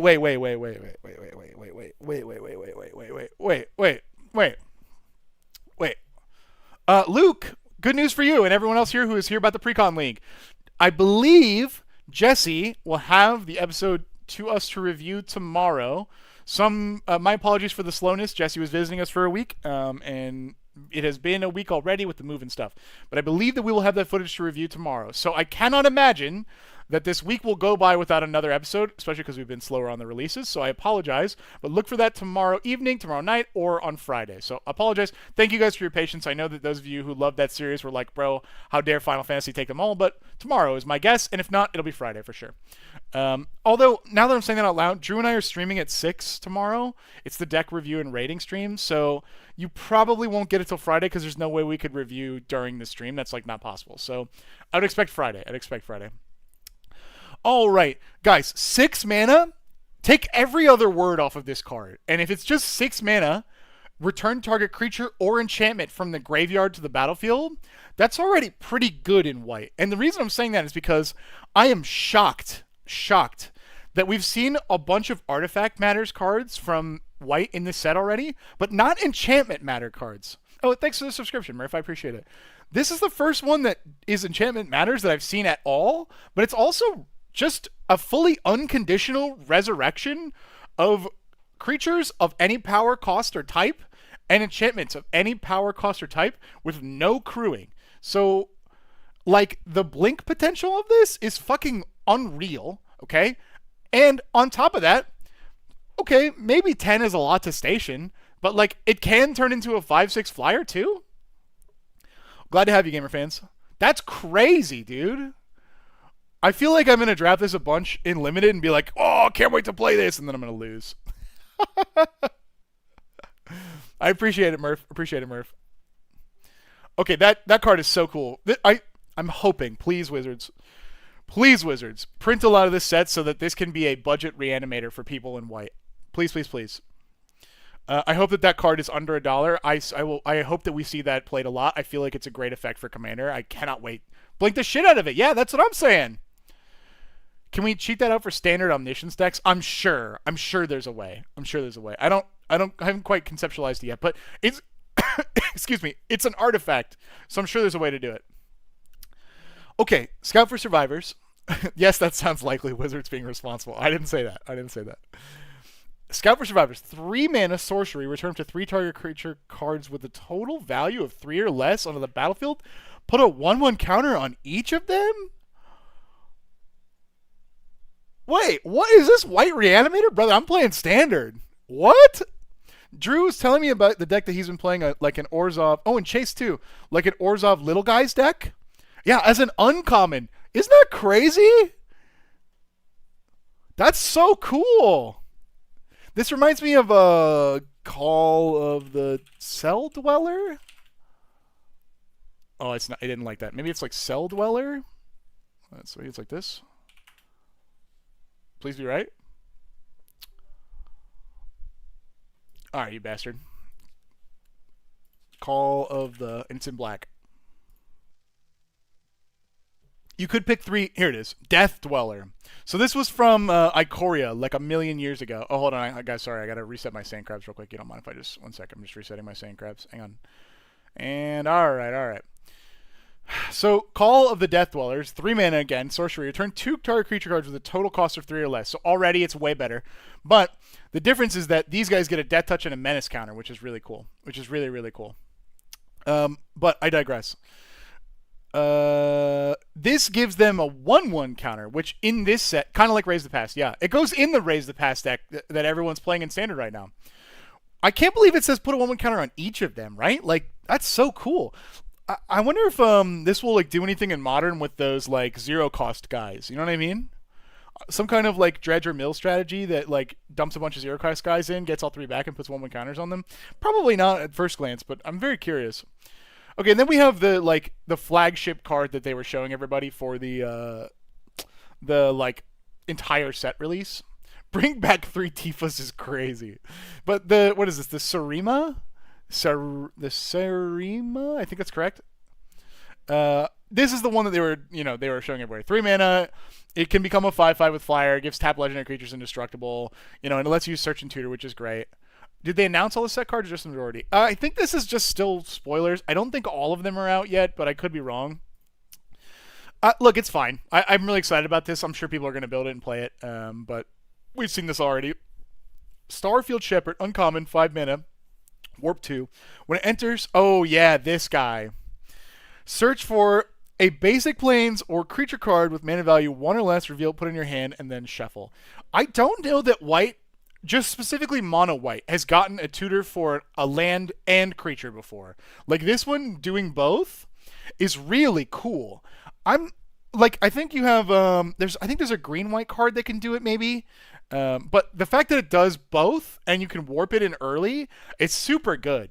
Staple non-creature is fantastic. Yeah, because like what's the way that this plays out, guys, we're not going to lie, right? Like 3/2 for flying and 5 is like fine. But like you play this card in like a 2 or 3 color deck, getting 1 white pip is not that hard, and then you use it to go find like your 3rd or 4th mana to like turn a bad hand into an okay hand. I think that's great. And in Commander, like seeing a low mana hand early, knowing that you have this to go find the land if you need it, and if you just start drawing in lands to go find your like Esper Sentinel, I guess is like the thing that comes to mind. Pretty good, right?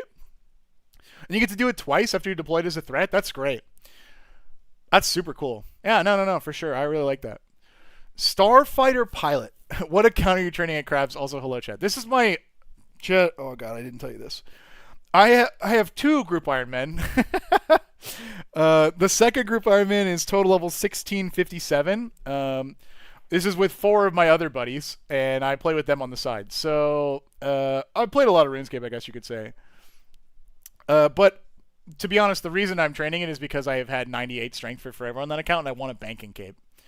Back in my day, commons were fields of grass. I think you're talking about the Starfighter Pilot. I love this card. I love this card, dude. It is a 2-minute 2/2. Fine. That just does stuff in limited. Sometimes you draft it. But whenever it becomes tapped, for any reason, Surveil 1. That is super, super cool. Because if it said Scry 1, I would be less vibed. But like this goes into a ton of like random archetypes that like I think needed good repeatable budget options. Like think about mono white, or you know what I really like? There was a deck I tried to build a long time ago, Desdemona. And Desdemona is from Fallout 4, one of my favorite games, and I just couldn't make it work. It was too slow. But this card, when it becomes Tap Surveil 1, means that you can graveyard stuff. You can use it to just scry for value. Yeah. And on top of that, like, it's for any reason. So crewing or stationing, fantastic, dude. I fucking celebrate this as a common design. Now, obviously, right? It is crazy, like what you're saying, Richard, that this is a common that like commons used to be like 2 mana 2/2 period. You know what I mean? I'm surprised that we don't have one yet, to be honest with you, Man Moose. Also a human, yeah, a relevant card type. Yeah, if you can, that's such a good point, Adolvin, is that if you could make it a mana dork, you just tap it for mana. Yeah, Catilda, yep, that's what they're saying over on Twitch, something like that. I think it's great. I think it's great. I don't think it will be expensive. It'll be cheap. I don't think it'll go in every deck, but this is the kind of thing that I think White needed. Starport Security. 1 mana, 1/1. Every set, like every other set, has one of these guys. Pay mana, tap something, okay? Which is cool. This is 4 to tap, so it's not great, but it costs 2 less if you control a creature with a 1/1 counter. There's a 1/1 counter sub-theme in this set. I think it's just great. Thinking of like Fan Bearer from, no, fucking, oh my god, Amonkhet. That's an example of it. $50 day one, yeah. Get your common surveil engine in quick. Get them in quick. Price is definitely rising for sure. Murph, I've actually seen a good amount of Brandon Sanderson playing Magic, like the video of him playing against Prof. I do not know him personally, but he seems like quite a gentleman, and he's very, very, very in love and a big fan of Magic. He would be great for Wizards to work with in a bigger capacity. I thought it was really cool that they gave him Knights of the Round from Final Fantasy VII as a spoiler. I don't think 7 was his favorite game, which was a little lame, but Knights of the Round is a very significant summon for a lot of people who like the IP, so I thought that was nice. I think I have, but I'm going to keep going in order for a second, Viking, just to make sure I know where I'm at. I do need to, Murph. I do need to. Trust me, my friends have been begging me to do that. Okay, Sunstar Captain, or no, it's a Chaplain, Sunstar Chaplain. 2 mana, 3/2. Okay, so we already have better stats. At the beginning of your end step, if 2 or more creatures are, if you control 2 or more tapped creatures, okay, put a 1/1 counter on target creature, so only 1. Remove a 1/1 counter from target creature control, tap target creature. Okay, so he converts counters into taps. That's cool. And he generates counters too. That's sick. Oh, wait, hold on. Let me look at your card. Wait, I'm pulling up Scryfall on another monitor for some reason. Like we don't have Scryfall right here. 1 second. Metastatic Angel? I have one in my living room, Murph.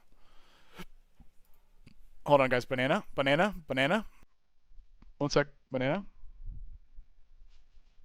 Hang on.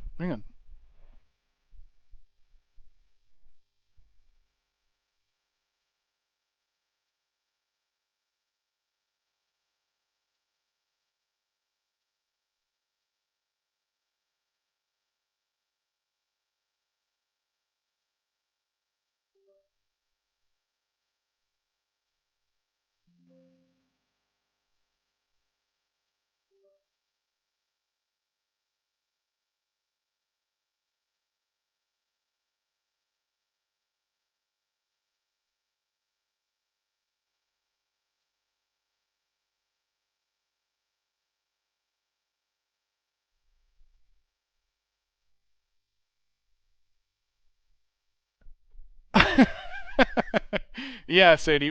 I'm sure that we'll get that. I think Tatman probably already made it. What the hell? I'm in timeout? What? What? I went to get my Coke Zero that I haven't cracked yet. I do have Way of Kings somewhere. I just don't know where I put it. let me chug this coffee real quick. Hold on, banana. Sorry, banana. I can't believe we timed out Metastatic Angel. What the fuck is that? There we go. Oh yeah, Chase loves this card. Yeah. This card really, really good. Ladies and gentlemen and Pepsi enjoyers, I'm about to crack a Coke Zero on camera. For those of you who have been here before, you know that means that you're about to hear sweet, sweet music of a can opening. So if you don't want to hear it, you better mute up. You better mute the shit. Ready? Boom beach. Ooh! Ooh! Ooh! That was a quick one. Oh, hang on. I got to move for sand crabs real quick. 1 second. 1 second. 1 second. 1 sec. Sorry. Hold on. Yeah, nice quickie. No, it's not cherry. It's just OG. It's just OG. Here. Let's go to the first sip. Fizzy.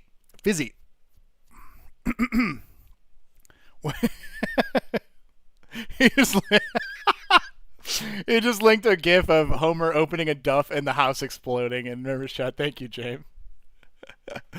All right, where were we? I think. Hold on, just checking. Hold on, I got a banana. Real quick, a banana. 1 second. Wee banana. 1 sec. There we go. Okay, we're back. All right. I like the chaplain. It's cool. He generates counters. He rewards aggression, and he can help you get past blockers. I think that's really cool. Sunstar Expansionist. So he's a 2-mana 2/3, so he blocks. When this creature enters, an opponent controls more lands, and you create a lander token, and then whenever a land you control enters, this creature gets 1/0 until end of turn. Okay, I'm a big fan of the white fairness effects. So like this one says, when it enters, if a creature controls more lands than you, you get the thing. I think that white fairness is really good for Commander. It's awesome. So I'm happy to see more.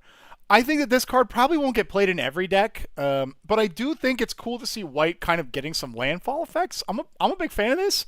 You'll probably see this like drafted as like a lower end pick, and then like just played as a blocker. Cool. I think it's cool. Wedge Light Rammer. Okay, my nickname in high school. When this spacecraft enters, create a 2/2 robot. Oh, it makes a crew person. Oh, cool. Oh, that's sick. I love that. Oh, that's fucking cool. So these 2/2 robos are definitely like robo crews. I think it's pretty awesome. One thing that I think is really, really cool that I'm sure we're going to see a lot more of once the set starts is like a crew cascade, a station cascade. So once you get to 9+ counters on this, it becomes a 3/4 flyer. But because it comes in with a 2/2, I see a world where it comes in as a 2/2, you station it right away, and then like it's only 6, it's 5 counters until it's a guy. But assuming that you had like what, a 3/3 already, because this is 4 mana, that seems on turn 3 you play a 3/3, then you play this on 4, you tap for 5 total. It's got 5 counters. Next turn you tap for 5 again, and then this becomes a 3/4. I feel like we're gonna see a world where like the station becomes its own crew, where like this station will crew other stations. You get what I'm saying? Like we're gonna see like a really weird, because like with vehicles, crewing a vehicle with a vehicle was always kind of silly because it would end up with like you'd have one thing untapped, but like stationing other stations with the station gives them the ability for them to become creatures permanently. I feel like we're gonna see a lot of like little guys crewing like medium-sized stations, and then those medium-sized stations crewing like bigger stations, and then it's like one guy with like a fleet of ships. You know what I mean? Banana. Sorry about that. All right, fuck white. White's boring. Let's talk about the Drew color. What is... Holy shit, that's crazy. Okay. First of all, a null coming back is fascinating. When I started Standard was when, like, Theros around them, there was Swan Song, which is a counterspell, which gave a few modes, but it's basically non-creature spells. And when I saw it originally, I was like... I don't know about Swan Song. I don't know if it's that good. And then as I became a better player, I was like, oh, it's actually really good. This card reminds me of the first time I saw Swan Song. Wait. Oh, all the spoilers are not here on Scryfall, if you missed one. I'm just going to go through the Scryfall ones. And so, this only countering artifacts and enchantments is really fascinating. I feel like in this set it makes a lot of sense. Yeah, because like stations and stuff. Oh, no. Fellow, not RuneScape. There's a quest called Swan Song. Yeah, no. So it makes a lot of sense in this set. I also feel like it would be very meta-dependent after that. What the hell is this card? Ooh. Astral Epiphany. 5 mana instant. Surveil X, where X is the number of artifacts you control, and then draw 3 cards. So the worst mode for this is 5 mana, draw 3 instant, which is not the worst. It's not the worst. I feel like if I drew this and I was really in a scenario where I'd need to cast it, I probably wouldn't have many artifacts on the field, and I'd be like okay with doing that. I think it's what, Alrune's Epiphany? Yeah, of course. I think it's pretty good. I mean, I feel like a lot of times you're going to cast this with like a treasure and like an artifact land or like a soul ring or like boots. You'll get to surveil 2 and draw 3. That's great. That's great. I don't think it goes in everything. Oh, I did see this card already. Consult the star charts. Oh, hold on. Banana time. Guys, banana. Hold on. I did see this already. So it's 2 mana with 2 additional kicker. It says, look at the top X cards where X is the number of lands you control. So, somewhere between 2 and 4, maybe more. And then put one of those cards in your hand. If it was kicked, put 2 of those cards instead and put the rest in the bottom of the library in random order. So you can play it early on 2. Level 30 range on Dark Wizards? Holy shit, you're a Chad. You can play it early on 2 to find a land if you're in trouble. Or you can play it later to try and find a combo piece. This reminds me a lot of like I was saying earlier, One Piece, which loves to look off the top deck and then not force a shuffle. It's obviously based off of what the fuck is that card? This one? No. It's cards like this. They've printed cards like this a trillion times. It's 2 mana instants in blue that let you look at 3 to 6 cards, depending on what time of day it is, and then you can keep 1 if you have brown hair, or 2 if you dye your hair blonde, or whatever the hell. It's a pretty classic blue top deck advantage thing. I think it's great. I'm happy to see it, and I'm really happy to see it modal. I think that's cool. Ponder does something similar too. Yeah. Cryogen Relic. When it enters or leaves the battlefield, draw a card. Oh no! Oh no! Oh no! They're printing draw eggs. Oh no! It's a common too. Oh no! Magic Wizards. You know what happens when you print these? Some fucking gigabrain 300 IQ pro Magic player goes, and then they show up at a pro tour with a deck filled with fucking common eggs, and they jam a bunch of state-based sacrifice Magic tapping rules. Yeah, Breaking Proper 101. And then they have some ridiculous combo. Is it an egg or a nut? In this case, it's a good question. Oh, man. VV egg deck. See, that's what I'm saying. Someone could... Members chat, they just posted me as Tifa and me as Aerith. Anyway, you can also crack the egg to pay 2 and sacrifice it, put a stun counter on up to 1 target tapped creature. That's cool because they already have to be tapped. I like that it doesn't tap already, but come on, guys. Come on, guys. Mono blue artifact draw card. That's so functionally this is 4 mana draw 2 with an artifact ETB and leave. That's cool. That's cool.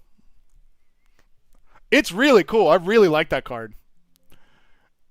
Hey, that's fine, Tapman. I'm not going to stop you. I'm not going to stop you. Yeah, so many decks love that. So many decks love that. De-sculpting Blast. Return target non-land permanent to its owner's hand. If it was attacking, create a 1/1 drone with flying, and this creature can only block creatures with flying. So every fucking set gets this instant speed, blink, bounce, something in blue. Sometimes they add, draw a card to it, or surveil, or scry. I'm trying to think of the one. There's one that I really liked. It's 1 mana, and it lets you scry. It was maybe an Innistrad. But I think this is perfect for this set. De-sculpting Glass. This 1/1 drone, who gives a fuck if it can only block? It crews. It stations, right? That's great. That's great. I think that it's cool that they stapled non-land permanent on it, so you can bounce tokens or whatever that doesn't attack. It's great. And it gives you crew. That's great. Now, Emissary Escort is a fascinating card to me. Haster, you're saying it looks not great for a rare. And the effect is, it's a 0/4 for 2, and it gets Exo, where X is the greatest mana value among other artifacts you control. I get why you're saying it doesn't look great for a rare. What's the best effect for this, right? We play a 3 cost on the next turn, and it's a 3/2 for 2. Yeah. Yeah.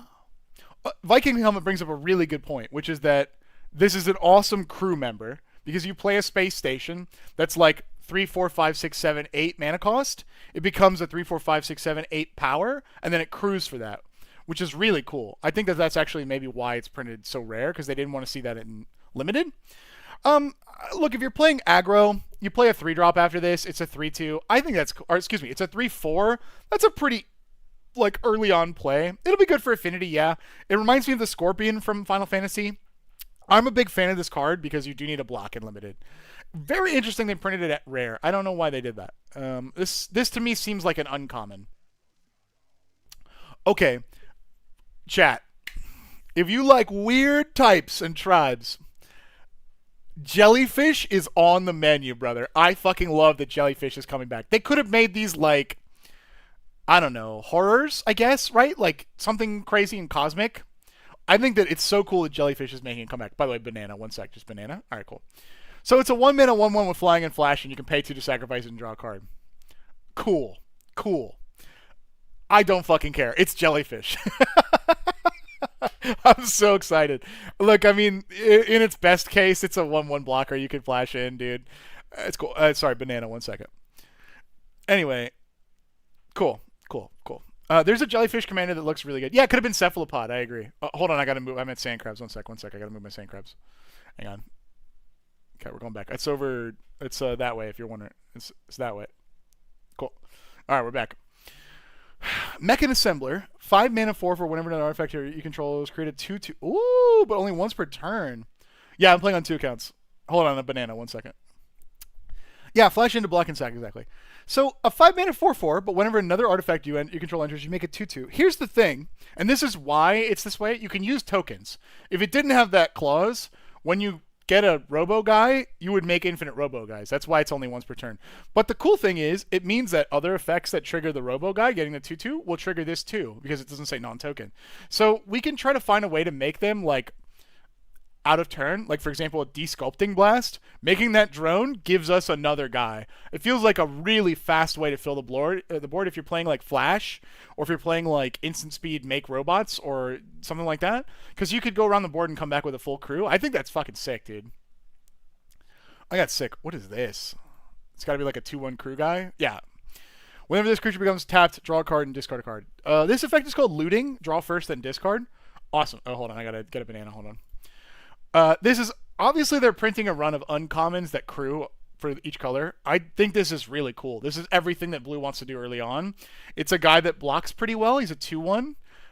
And it's also a guy that gives you some card advantage. Draw and discard and filter out what you want. I think that's great. That's great. Oh, no way. Oh. It's definitely based off this, right? Definitely based off this. If you've never seen this card before, the Esperzoa, it's a 3 mana 4/3 and it returns artifacts to their owner's hands. It's a jellyfish with flying. It's got to be this. It's tap guy. No, there's another one. Mana War. It's definitely Mana War. Oh god, it's gonna hate that. Yeah. So this is a jellyfish that bounces a guy, which is cool. It's a 2/2 that bounces a guy. Hold on, I gotta put a banana up. 1 second. This is a jellyfish that stuns a guy, and he can warp him too. So it's like their equivalent of like a guy that comes in and has a board impact. I think it's cool. You can warp him in for 3. Oh no, they're printing Spider-Man cards. Chase, if you're here, don't put this card in Spider-Man. I don't want to see it. I don't want to see it in Spider-Man. Oh my god. 3 mana, tap a creature, stun it. Then play it again on 6, tap a creature, stun it. I don't really. Well, look, chat, a jellyfish. Woo! I am going to build this guy so fucking fast, dude. I'm going to build this guy so fast. This shit seems so fucking fun. Although, I'm sure people are going to hate playing against this. Banana. Hold on, banana. 5 mana, 3/4. Bad stats, but flies. So, okay, maybe not bad. Look at the top card of your library at any time.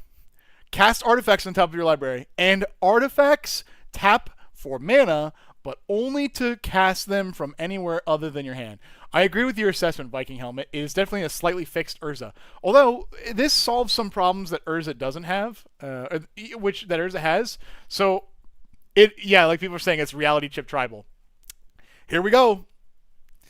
You know what's crazy is a reality chip tribal deck, if you built that, and then put this guy as the commander, probably would work exactly the same. Or very similar, I think. What is this? Wave Shaper? Lost in the Cloud? Good fucking song. Doesn't work with Fibblethip, though. That's true. Fibblethip is too strong, though. It's because they need to knock him down a peg. This in Cheerios seems good. Yes, it does. Yeah, I'm not going to lie, guys. If what I saw earlier was true, which is that the collector boxes or whatever boxes for Spider-Man are going to be like $1,000, it's going to flop real fucking hard. It's going to flop real hard. And I think Wizards need to learn that lesson, that not every set is Final Fantasy. There's a reason that they could do it Final Fantasy. It's Final Fantasy. Oh, holy shit, this card. Moonlit Meditation. Oh my god. Okay. We saw this on stream the other day. It reminds me of Mystic Reflections, I think. But you enchant an artifact or creature you control, similar to the way that Mechanized Production works. And then the first time you create one or more tokens each turn, instead you may create tokens that are copies of enchanted permanent. I don't know, like off the top of my head, what I would want to copy in mono blue is some kind of value guy. Some kind of value guy, I think. Yeah, or Varbrobbles exactly would be really cool. But I wonder if wait. Is it is this it? No. Is there's a mono blue Kappa Cannoneer is hilarious. Homunculus Horde is hilarious. Yeah, there's so many. There's so many. There's a the legend you legend rule. Hold on. There's a blue card that has the word legend rule on it. I don't remember what it is, but there's a Sakashima's Imposter maybe? It is just Sakashima. Okay. So I mean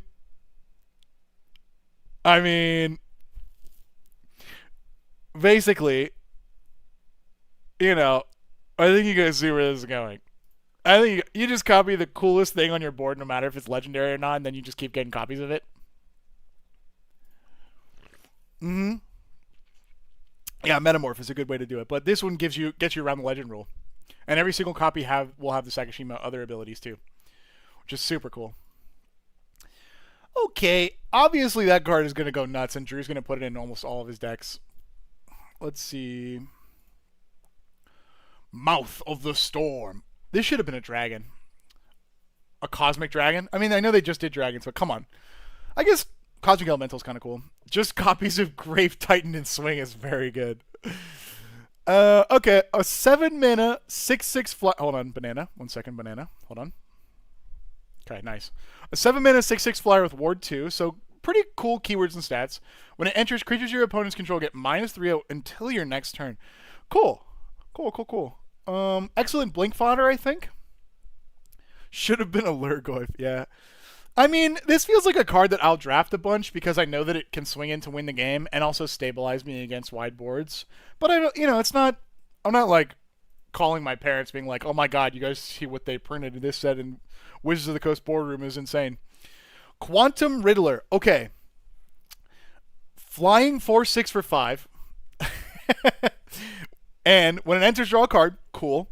As long as you have one or fewer cards in hand, if you would draw one or more cards, you draw that many +1 instead. So it's like it staples a half of a bunch of like blue cards into each other, which is cool. But it kind of encourages you to play pretty aggressively with your cards and like go minus. I really like that this has a low-costed warp because you can hold it till your hand is basically empty, warp it, and then like figure out a way to like play opt, right? I think it's cool. It has fine stats. I'll probably play it in some stuff. I don't think it goes in everything. Do you often call your parents with Magic news? Let's just say that my parents, they're not really standard players. They kind of keep up with what's important, like the time that Wizards sent the Pinkertons or whatever, but not really. Hold on, banana. 1 second, banana. Okay, sorry, I had to banana real quick. Specimen Freighter. Cool art. I'm going to open that art, actually. Is it like a guy being abducted? Oh, yeah. Oh, is it a jellyfish? Oh, it's the jellyfish guy. This guy, right? Oh, interesting. Oh, hold on. A monkey's getting caught. Banana, 1 second. 1 sec, banana. Hold on. There we go. Okay.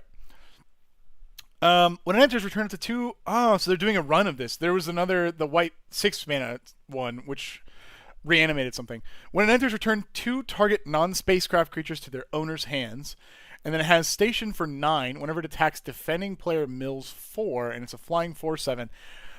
This card is pretty confused to me. Like, maybe there's a missing like anti-graveyard synergy that I'm not seeing, but like 6 mana bounce 2 things is like not great. 6 mana bounce 2 things and like can maybe one day become a real boy. That's fine. But the mill is interesting. Milling 4 cards especially. Like, I'm surprised that it didn't say like mill equal to this creature's power to give you like a direction or something like that. Or toughness or whatever. I think people will play it, but it feels like you're going to play it to bounce 2 things and then immediately lose because it's so expensive. Yeah, exactly. All right. Mr. Whale is here. He's a 5 mana 3/5 flying when it enters Surveil tool. Cool, and you can warp him for 2. I definitely will play this and stuff. 2 mana to have a blocker. I don't know. Sorry, 2 mana to Surveil 2, right, is fine. But I do think that this card will be like literally 1 cent. Like, I think that this will go down actually. So I think I'll end up playing that in like budget listings. Yeah, true. I think that this will get played in budget listing. What speed is warp? So it's a cast. It's an alternate cast. So you have to cast it from your hand for its warp cost, and it's exiled at the beginning of your next end step. So if you could cast creatures at flash speed, you could warp. It doesn't say you have to do it at sorcery speed, but generally it's on your turn because that's when you can cast creatures. Okay, Starfield Vocalist. If a permanent entering the battlefield causes a triggered ability of a permanent you control to trigger, that ability triggers an additional time. What the fuck? What? What? What? What? What? What? What? What? Why did they put this in blue? What? Here's Mommy, okay? Have you guys seen Mommy? Mommy's great. She's a 5 mana 4/7 with Vigilance. Your shit ETBs twice, their shit ETBs none. Then they were like, cool, I have an idea. Let's move it to blue. Let's make it cost 2 for the combo turn. What? You know what I think I'm most confused about this? I could have seen if they said artifacts double, and creatures and artifacts double, or non-land permanents double, or like, because Jeskai? I guess. It's got an anime foil? Whoa! That's sick! Yeah, it's going to be so expensive. Okay, thank you for solving why it does this. This is why it does this, because they want to make infinite money because of this. For sure. Chat. Wow. Okay, someone asked why are we doubling in standard. What the fuck, dude? Yeah, like why isn't it like it shouldn't be lands in blue? You know what I mean? I'm actually stunned by this because it's like you can put this in your commander deck and like all the bad lands that do stuff when they enter, like Gain of Life or Surveil or Scry, double? Thanks for the subscription. I appreciate it, Dumpling. I mean, I don't hate it. I think it opens some really interesting, unique stuff. But like, why do we have it, right? I've already seen Frenzied Bailiff. I've already seen all this shit I've seen. By the way, we post all of them in. I just forgot about this, to be honest with you. Thorn mostly posts them in our Discord in the spoilers channel. Oh, here's a good advertisement for our Discord if you guys aren't a member. We have a EOE spoilers thread. If you guys can't see it, long press the magic channel. There's a spoilers thread there. Professor Mr. Tolarian Community College himself. Hold on, I got a sand crab. Banana, 1 second, and then sand crabs. Hold on, banana, sand crabs. 1 sec. Okay, sorry, I went back. What? I don't have any bananas. Oh my god. Okay. He posted a video called "One of These Pictures Hasn't Been Spoiled Yet," and like we already did. We spoiled it the day before in our Discord. Yeah. We already spoiled it the day before. I thought it was so funny when he posted that. Okay, let's continue. Hold on, banana. Sorry, we're not going to continue. I apologize. Hold on, banana. All right, cool, banana. Okay, Starwinder, 7 mana 7/7 with Warp 4. Whenever a creature you control deals combat damage to a player, you may draw that many cards. Ooh, the design space on this is so interesting. Wizards has printed like 8 cards. Not 8, probably like 6 cards that are 4 mana in blue, like Enduring Curiosity, like Coastal Piracy, like Bident of Thassa, Reconnaissance Mission. They're like enchantments or creatures that say when a creature you control deals combat damage, draw a card. So they have that mode here, which is the warp for 4, so you can get it in for 4. But it's that many cards. So if you hit with a 2/2, you draw 2, which is sick. I love this for a lot of reasons. This could be my favorite creature as well because of, I think, what Viking is alluding to. It's a fucking Space Star Leviathan! A Leviathan! I love the, like, goofy cards that say, like, Leviathan and fucking sea creatures and sea serpents and shit. Like, if you have one of those, you're God. Every day we creep closer to, okay, it's time for me to just build a tribal thing. Yeah, sea monster deck, exactly. Yeah. This shit is so cool. I think you'll probably play it for warp and draw 3 cards and be like, fuck yeah, I did the thing. Like, that's cool. That's super, super cool. Oh, man, that's really, really cool. I wish it was legendary though, to be honest with you, because then I would play it as like. Can you imagine playing this as a commander? That would be so cool. Look at general chat for emojis. Oh God, what have you done? What have you done? What have you done? Oh no. Hi, that's fucking awesome. Thank you.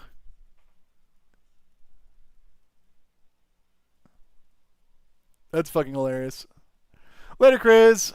Tribal decks are blast make big sea yeah, sea monsters, big sea monsters. Yes, yes, yes. I love big sea monsters. I'm a huge fan of sea. Oh, banana. 1 second, banana. Hold on.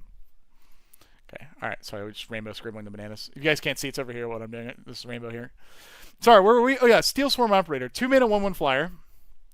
That's funny, Tap Man. 2 mana, 1/1 flyer, and you can tap to add mana to cast artifact spells, or tap 2 to activate the abilities of artifact sources. Okay, so probably this is like, if I had to guess, this is like for landers, right? 2 mana is for landers, and 1 is to cast artifacts. I'm surprised that this isn't a jellyfish, because it feels like these like tappy mana-y guys are jellyfish, but I don't know, I guess he's a construct or something. Like he's a robot technically, but I mean like he's constructed. I don't know. Synthesizer Lab Ship. I haven't read what this does. I don't know what this does, but why is it 1 mana? This is scary. At the beginning of combat on your turn, if you tap and if you crew 2, basically station 2. Hold on, banana. Up to one of the target creatures you control becomes an artifact creature with base fire and toughness 2/2 and gains flying. Okay, so it basically gets stuff through with evasion, and then it turns into a 4/4 flyer. Okay, it's not as degenerate as I thought. It's pretty cool, actually. It's pretty cool. Huh. Interesting. Tractor Beam. 4 mana. Oh, the classic tappy thing. When it enters, tap enchanted permanent.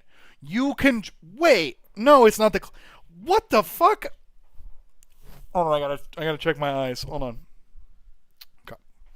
4 mana. Enchant creature or spacecraft. Okay, so only creatures are... hold on, banana. 1 second, banana. Enchant creature or spacecraft. When it enters, tap the thing. You control the thing. And it doesn't untap during its controller's untap step. So it doesn't become untapped. But you steal it. Banana. What? I mean, flavor-wise, guys, it's a tractor beam, right? You see the ship is like stealing the other ship, and they can't escape, so it makes perfect sense. I just can't believe that they stapled... Like, blue always has, like, the tappy guy. Yeah, you steal the permanent. Blue has the tappy thing, right? In every draft set, in every limited thing, there's like an enchantment or a creature or something that's like, tap a guy, he doesn't untap. The card video? Oh, thank you, Fabled. I appreciate it. But, like, it also steals? That's crazy, right? That's crazy. Oh, please don't. Well, it doesn't steal enchantments because it says you can only enchant a creature or a spacecraft. So you can only steal creatures or spacecraft, no enchantments. The reason that they say you control enchanted permanent is because you can take multiple modes. They just simplified it. Yeah, it's got really cool versatility because like if they have a cool value engine, you can just take it from them. You know what I mean? I saw Unravel early on. Yeah, also if you can untap it, true. I saw Unravel early on. I love this card. I don't think that every deck will play it, but it seems really cool for versatility. 3 mana, but in a tough casting cost of 1 blue, so it's hard to splash. Counter target spell, so it's like the regular bad text for countering a spell, like cancel. But if the amount of mana spent to cast that spell was less than its mana value, you draw a card. So it is really cool in this set because it means if anyone warps anything and you counter it, which is why it's Unravel, and you can see they're coming out of warp, then you draw the card because it's less than the cost. But it also goes really well, so because it doesn't say like, it says specifically the amount of mana spent. It doesn't say like what the new casting cost was. So like cost reducers, that doesn't change the cost on the spell, but it does change what you spent. So this is awesome because, guys, in Commander, I play medallions in every fucking deck. I think they're great. All the crystals that just got printed, Goblin and Narcomancer, Goblin Electromancer, all of the like cards that say like instants and sorceries cost 1 less. All of that shit draws you a card. Yeah, all that shit draws you a card. It's great. It's great. I think this is cool. I don't think every deck will play it, right? Like, I feel like, compare this to just Counterspell. Counterspell is 1 cheaper. Great. I don't know. I think this might be my, like, second choice for a Counterspell. I think that's kind of cool. Unless you're splashing in red, like then there's some other cool counter spells that tap and like do damage or cast free spells or whatever. Or press the assault or whatever, the 4-mana one. I also really like what is it? Summary dismissal. Oh god, I spelled that wrong. No, it's 2 S's and 1 L.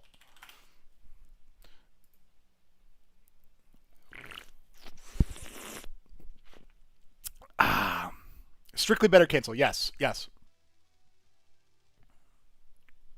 Yeah, Dolvin. It's mad at me because I spelled it wrong. Oh, hold on, banana. Banana, 1 second. Oh, chat, we're almost on a banana break. I've almost got to go buy more bananas. Can you, Scryfall, can you not do this right now? Not in front of my chat friends. Do you mind? Watch this. You just fucking find it from fucking Google. Yeah. This is my usual go-to if it's not Counterspell. I fucking love this card because all the time people are like, bro, it says uncounterable on it. How do you, like... Watch this not working. I have to go back to Google. Oh my god.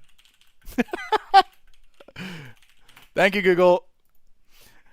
All the time, people are like, oh, it can't be countered, and it can't be countered, and it has hexproof, and this uninteractable. There's nothing I can do as a mono blue player.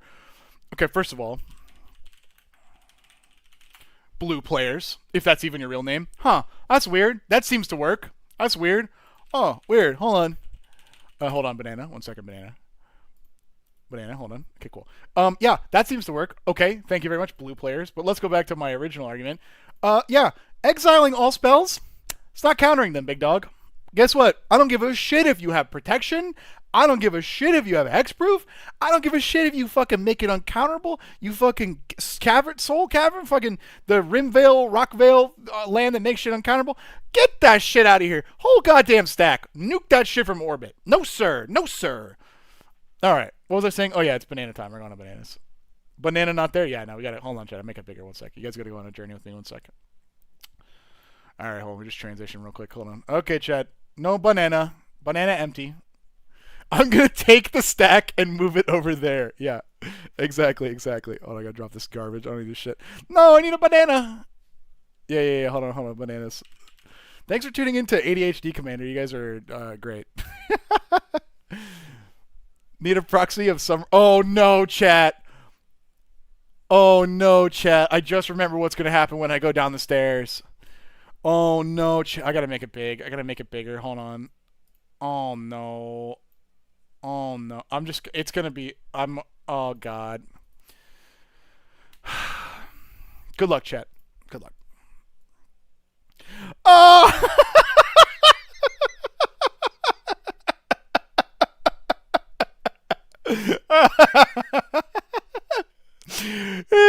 What is this shit? Look at this one. Look at this mess. Look at this fucking mess, dude. I can't make links work in YouTube. I have them enabled and they're not working. So maybe put them in the Discord or over on Twitch. Oh yeah, this is great, chat. We just got to go to this guy. There's a guy here. Hold on. Hang on. Yeah, hold on. Let me just. Oh god. Oh my god. Okay, I gotta buy the banana and the banana in the basket. Hold on. 1 sec. Banana and the banana in the basket. Okay, we got this. Okay, banana in the basket. Whoop. This rainbow thing is making me a better RuneScaper because I can see like where my pure chaos. No. All according to Keikaku.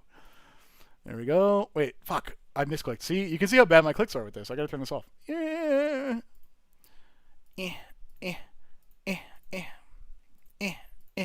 Guys, banana in the basket. Please uninstall this hell. No, I can't. I'm locked in. I can't. It must be done. It's the only thing keeping me awake.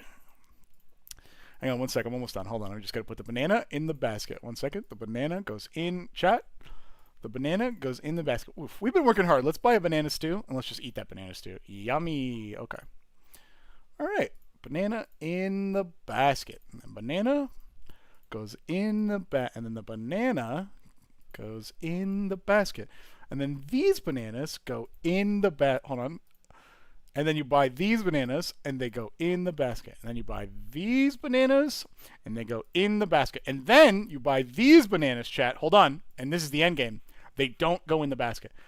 Then we go over here. And we're going over here. Uh, thank you, Hoster. Oh my God. Where's the cave? Where's the cave? Oh God, this was off last time. Where the fuck is the? I think it's here. No. Oh, oh wait, I see it. It's here. I found it. Holy shit! Look at this, dude. Anyway, when Jagex says the highlighted one, thank you. When Jagex says we should not have Runelite because Runelite is too OP. Hold on, guys. Hold on. Sorry, you can't see this. Let me make it small again, real quick. I gotta hold on. Let me just transition. I'm moving the sand crabs here. Hold on 1 second. Hold on. It's not Lunatic. That's Haster from YouTube. Although I can't click that link. Can you click that link and see if it's good? Like it works. I can't click it because I'm in the middle of this. 1 second. All right, hold on. I gotta make this. I gotta make that. Hold on 1 sec. Okay, we'll just transition again. Okay, almost done. All right, it's fine. It does indeed work. Okay, let's see.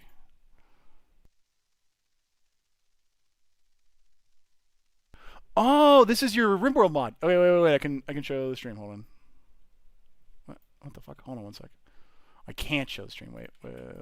I have a different thing open. Hold on 1 second. Short fatigues body / color test. Hold on. That's kind of cool. So you're making the outfits? Oh God, hold on. Yeah, you can see the outfits. That's cool. I love it. That's sick. Let me know when it's done. Really cool. Did you do the art yourself too? Oh, it's really cool, man. Let's see. All right, sorry. We were doing really important stuff. Oh, I gotta go through the. Hold on, banana. Oh, wait, yeah. So if you guys are lost, I have a rainbow thing so you can see where I'm going. I'm going over here. Hold on. It's going. Magic guy.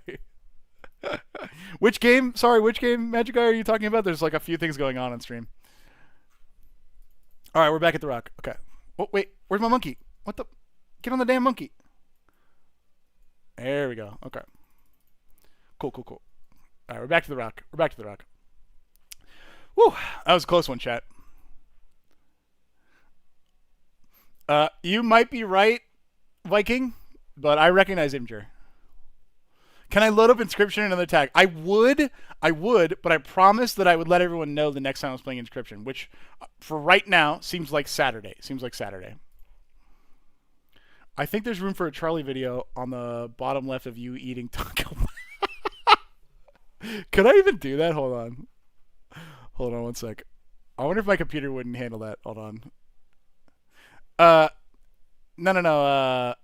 Magic Guy knows what RimWorld is. I think he was talking about my rainbow. Nice fart. Thank you. I think he was talking about my rainbow RuneScape. Hold on, banana. 1 sec, banana. Could I put a Charlie video? Let me think if I could get. Why is there 2 RuneScapes? And Thorn, don't worry about it, brother. Don't worry about it. Hold on 1 sec. I just pull up YouTube real quick. Hold on. Hang on real quick. 1 sec. Okay, there's YouTube. I just gotta switch. Oh God. I clicked the wrong button. I clicked delete everything. Okay, and we just go to Penguin. Oh, hold on. It's a banana. 1 sec. Penguin Z0. Yep. Okay. We'll just play. Hold on 1 sec. Oh, thank God I muted everything. Otherwise you could hear the video. We can't have that. Hold on 1 second. And then I can pop out a. I wonder if I can. There we go. There's a theater mode. Hang on. Can I do like a mini player? Yeah, mini player. I wanted to pop out. I guess we'll have to do it this way. Maybe. Oh, the top of the screen. Maybe. Hold on. Wait, we might be cooking. Trying to go with like a thin window here, real quick. Oh yeah. Pop out. Okay. Wait. Okay. I'm gonna just add like a little bit of a window capture effect. You guys are a genius for making me put another window. It's pretty smart when you think about it. We'll just do like a little window capture. Sure, window capture 7 or whatever the hell we're on now.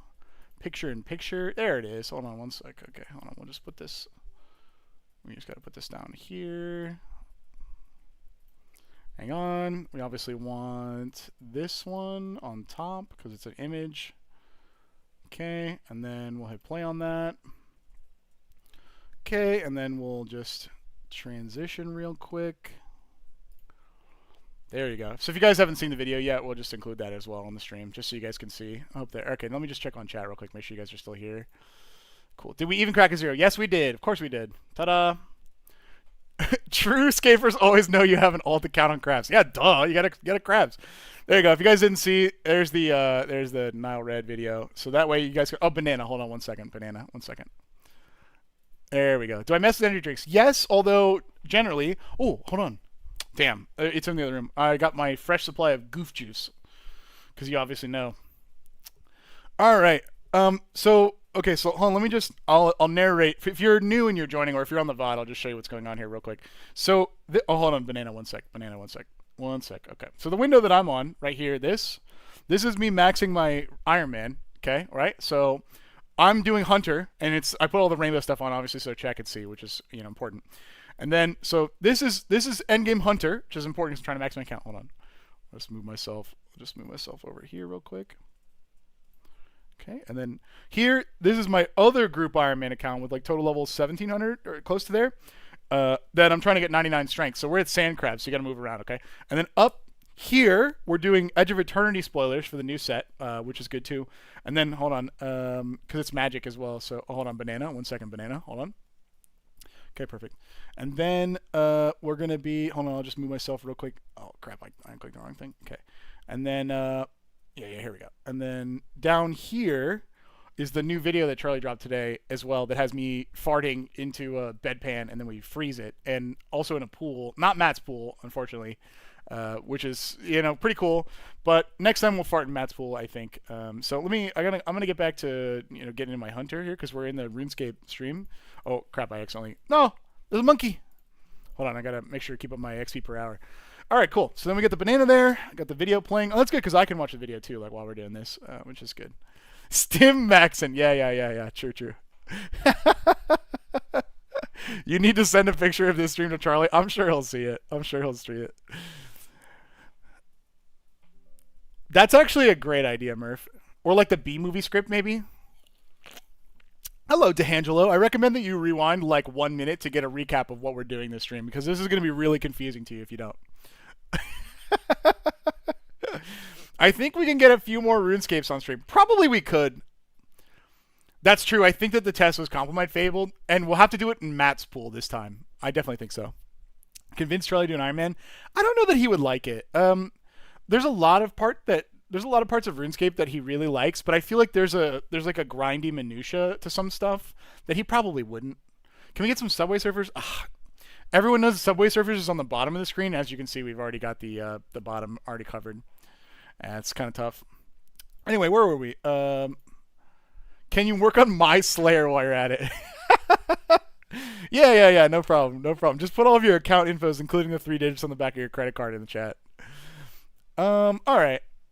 We were on Earthos Psionicist. Jellyfish Scientist! No! Why can't they make a fucking legendary jellyfish scientist? God damn it.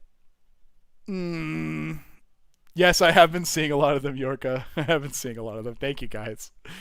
Okay, the second spell you cast each turn costs 2 less to cast. Okay, look, that's awesome, but even just the stats, a 3-mana 2/4 in this color, blocks well, it sets you up for future turns. I like this. I think it's great.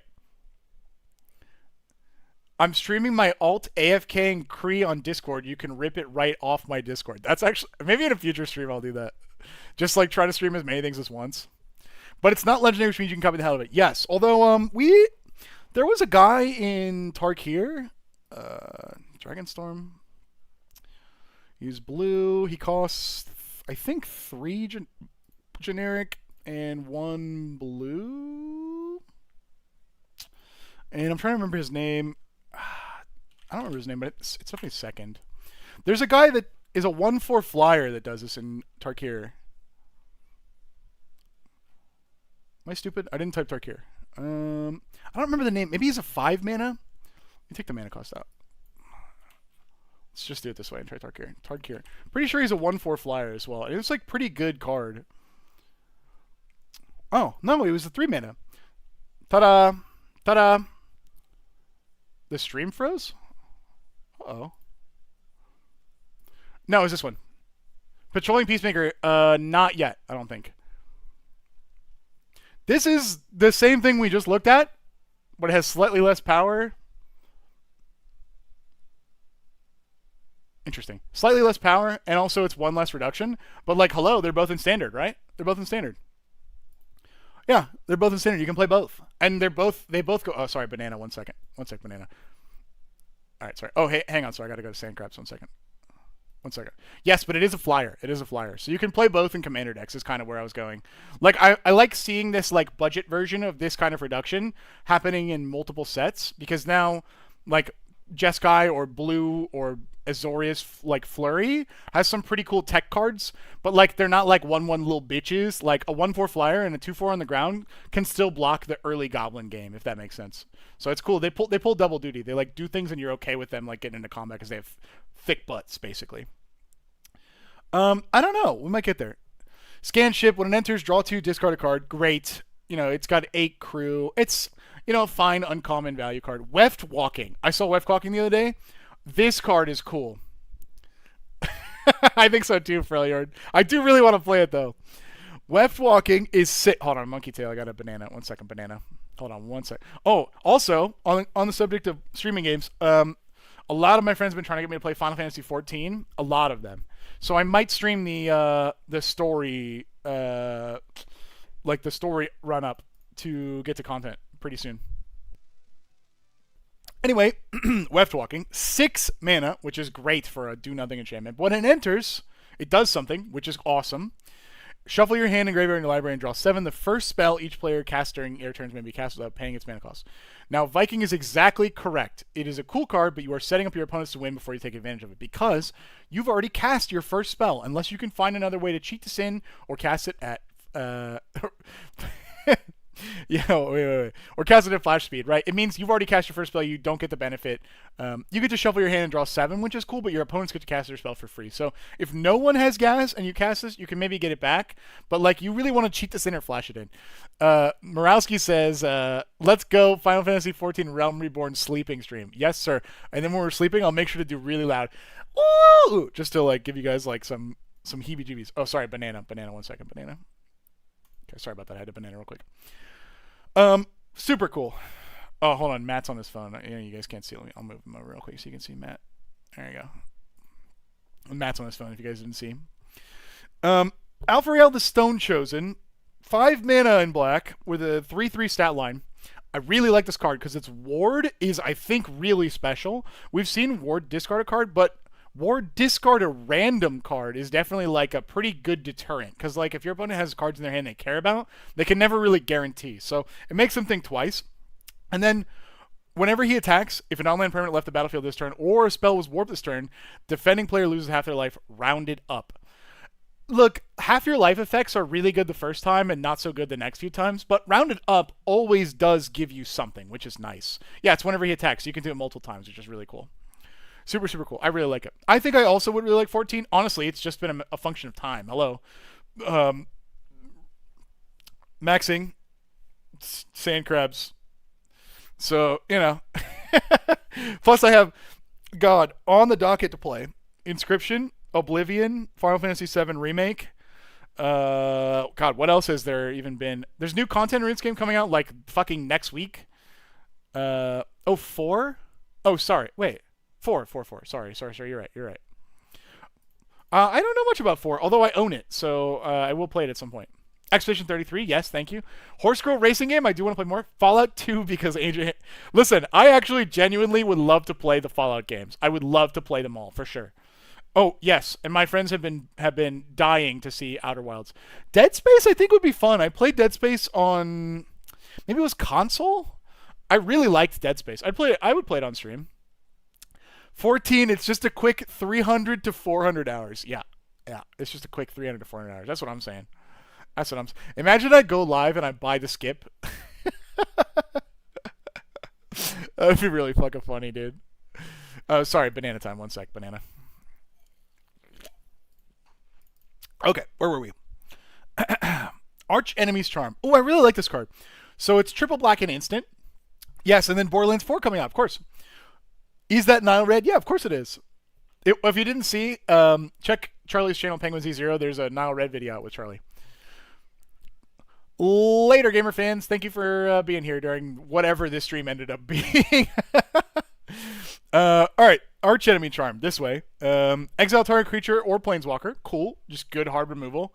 Return up to one or two target creature and or planeswalker cards from your graveyard to your hand. Great value. Put 2/1/1 counters on target creature, which is kind of cool in black. Like to put 2 counters is pretty special, and then it gains lifelink until end of turn, which is cool. Like obviously triple black is a hard cost to splash into, but like it kills the shit out of something, or gives you value, or keeps you in the game longer with health. Like, that's a great card. Great card. I'm surprised they didn't just print like 2 of those modes, to be honest. The Coral of the Void? Is that Corral? I'm not familiar with that word. Maybe that's a unique title. Enchant creature you control. Whenever enchanted creature attacks, put target creature card from defending player's graveyard onto the battlefield, tapped and attacking. What the fuck does that say? At the beginning of your end step, sacrifice this aura unless a non-land permanent left the battlefield this turn or a spell is warped this turn. Okay. There's a drawback. Jesus Christ. On its head, thank God. Thank you, Wizards. Thank you very much. I know Wizards watches this religiously, of course. Guys. Hold on. Yeah! Yeah, hold on.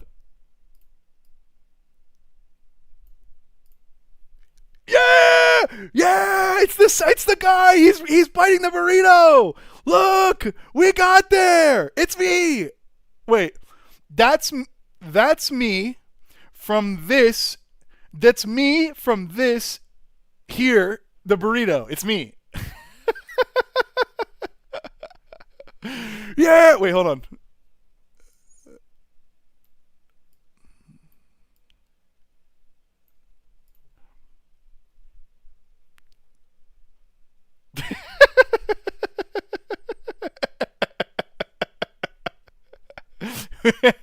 Sorry, hold on. I'm not allowed to do the hunter unless I'm in the RuneScape world. One sec, I can't. I just gotta real quick. Okay, I'm back. Gotta do the banana. I wish I had a burrito. Yeah. Oh man. Sorry, what was I saying? Oh yeah. The Corral of the Void. This thing. Guys, I'm so fucking glad that Wizards put non-land. Can you imagine if like shitty fetch lands worked on this? Jesus Christ, dude. Okay. That card is cool. I really like that. It's a very powerful effect that you have to play around every turn. That's fantastic. Great. Decode Transmissions. Okay, the obligatory 3 mana draw 2, lose 2 life, or 3 mana scry 2, draw 2, or whatever they put. If an non-land permanent left the battlefield this turn or warped, instead you draw 2 cards and each opponent loses 2 life. That's cool. Can't you just use an alter effect to sacrifice a creature you brought back to keep it up permanently? Yes, you can. I'm actually shocked, Yorka, now that you say that it doesn't say that the creature you steal gets a finality counter. So Yorka's saying that when you attack, you can put a creature from defending player's graveyard into the battlefield under your control, tapped and attacking, and it hits them. And then after it hits them, you can just use some kind of free sack outlet to throw them back in. But typically when Wizards prints cards like this, they give it a finality counter, or they give it the text from finality, which is like if it would leave the battlefield for any reason, so blinking or bouncing or killing, that it is exiled instead. Because then it's not, you can't keep the same guy going. It is shocking that doesn't exist in its current state. So yes, you easily could do that. I wonder why they didn't do that. Oh, sorry. Let me replay the video. I apologize. I know you guys are trying to watch the video. Decode Transmission's cool. It's a fun little minigame and to drawing cards in black, I think. They got to print that to draw or whatever. Oh, there's more food. Oh, the nutritional block was, I thought, the only one. Dubious Delicacy. Hold on. Banana. 1 second. Banana. 3 mana, flash food, so it's instant ramen. When it enters, up to 1 target creature gets -3/-3 until end of turn. So it's instant ramen with removal, which is sick. You have the food text to sacrifice to gain life, or the food text to sacrifice or target opponent loses life. Huh. Interesting. Oh, pretty funny. I wish I did have a burrito, guys. That would be cool. But yes, yeah, that's where it's from. I like that. Even just thank you, Manuel. I appreciate it. Even just 3 mana flash artifact give something -3/-3 is so cool because it triggers artifact synergies at flash speed. It gives you something to sack for like if people are like play sacrifice of permanent effects or something like that. But like the fact that it also has food or poison food on it is sick. That's really cool.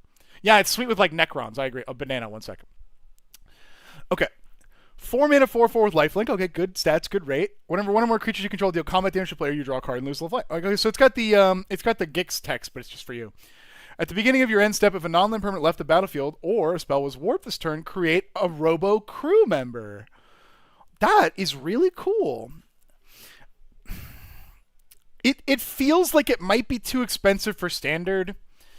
Unless standard is playing like a lot of low-costed guys, that the lifelink blocker might be enough. But also at the same time, giving you like a backup draw engine is kind of cool. I will definitely play this in Commander, but it feels like one of those cards that like I'll look at when I'm building a deck and be like, no. Oh, hold on, sand crabs. Hold on, sand crabs. Sorry, I gotta move the sand crabs. 1 second, real quick. 1 sec. That I'll like look at banana. 1 sec. Sorry, I got a banana real quick. That I'll like look at and I'll be like, man, this does a lot and it is good, but like it doesn't fit the bill. I feel like the only deck that it's like a super auto include is like a cleric's deck or something like that. It's not that I don't think it's good, because it is, but it's just so like. I wonder. That would be interesting too. A router for hold on, banana. For spacecraft or vehicles. I don't know. It'd be interesting. Okay, Embrace Oblivion is bone shards. Am I gonna unmute for the farts? No, this is a teaser, Kobe. If you want to see the original, you got to go to the Penguin Z0 channel. Of course, I got to push to the main vid, guys. I got to push to the main vid. Sorry, but banana. 1 sec. I'm out of bananas. 1 sec. I just gotta take some more out of the banana goes out of the basket. You guys understand? I know. I saw your comment there. Embrace Oblivion, 1 mana, black sorcery, but as an additional cost, sacrifice an artifact or creature and destroy a creature or spacecraft. It's cool that black is getting artifact removal. Yes, it's aimed at artifacts that can be creatures. Cool, but I mean these like kind of like common bone shardy guys like. Cool. I think they're good cards. I think they fit in a lot of decks, and I think that they're very good budget alternatives to like sack outlets and stuff like that. I like to see that, and I think it'll be played a lot in limited. It is 2025. You're right, Braxton. What in the fuck? Why is that a 3/10? What? What? Entropic Battle Cruiser. Okay. It has Station 1.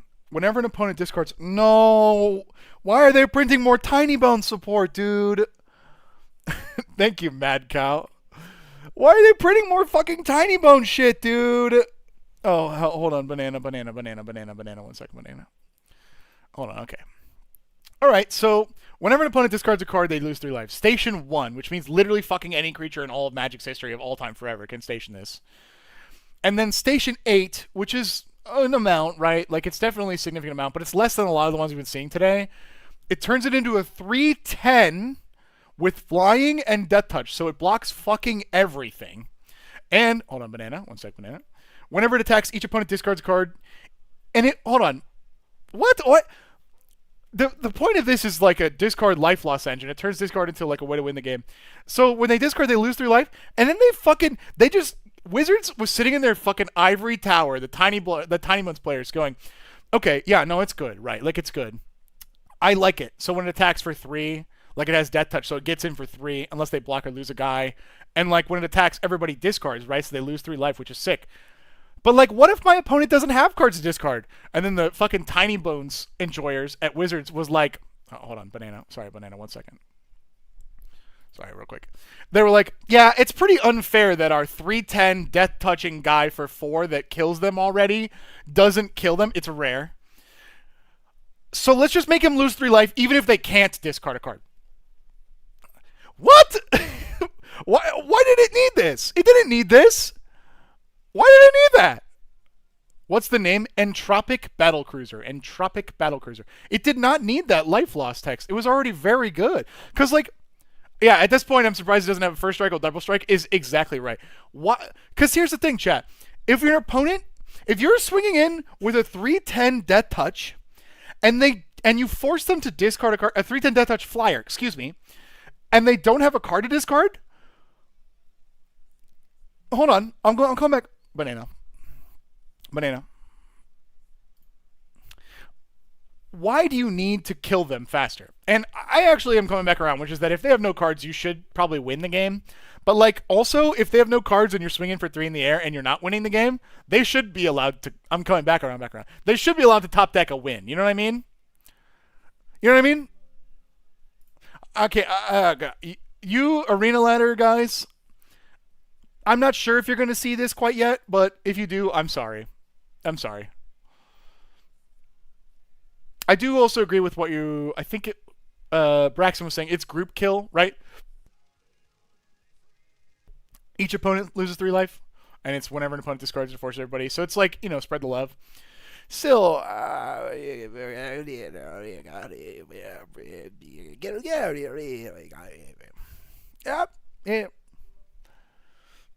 Failed grab ship. All right. 3 minute, 3/2, flying lifelink after 8. But when it enters, mill 3 and then return a creature or spacecraft from your graveyard to your hand. This is like the classic. Black always gets these like value cards that are like 2 or 3 mana. It's like pick guys out of your graveyard, put them in your hand, and like they've been stapling like random other additional value stuff. So it's like, if they share a creature type, get 2, or like you can get a creature and a planeswalker, or like, put one on top of your library and one into your hand, or some shit like that. This one's extra value is like it can also become a creature later in the game. I think it's fine. I don't think people are going to play that much of it. I think the best part about it is that it mills 3. That's fine. That's fine. It seems like a budget millie guy. Here is the Sephiroth's intervention of our generation. Grav kill. Exile target creature or spacecraft. At common. Great. Oh, banana. Oh, yeah. This is the fart shower. Yeah, this is the fart shower for sure. You're going to see this. You're going to see me draft this a million fucking times when I play limited in this environment. It's just 4 mana, kill the shit out of something. I'm happy to see that it's 3 generic and a black. Easily splashed. Speaking of kill the shit out of something, look at this. It's Charlie's favorite box brawl card. It's a 1 mana death touch guy that no one can attack into. This is such a classic Magic thing, dude. Playing a 1 mana death touch guy. Gotta be here, I guess. I did see this equipment, Hyperblade, or Hilderblade, I suppose it is. It's a 1 mana 3/1 equipment, so it gives 3/1. And Void, at the beginning of your end step, if a non-land banana left the battlefield this turn, or a spell was warped, attach it for free to a creature. So if you can play around this, like, the ability used to be called Revolt. This is slightly different, which just means like something leaves the battlefield.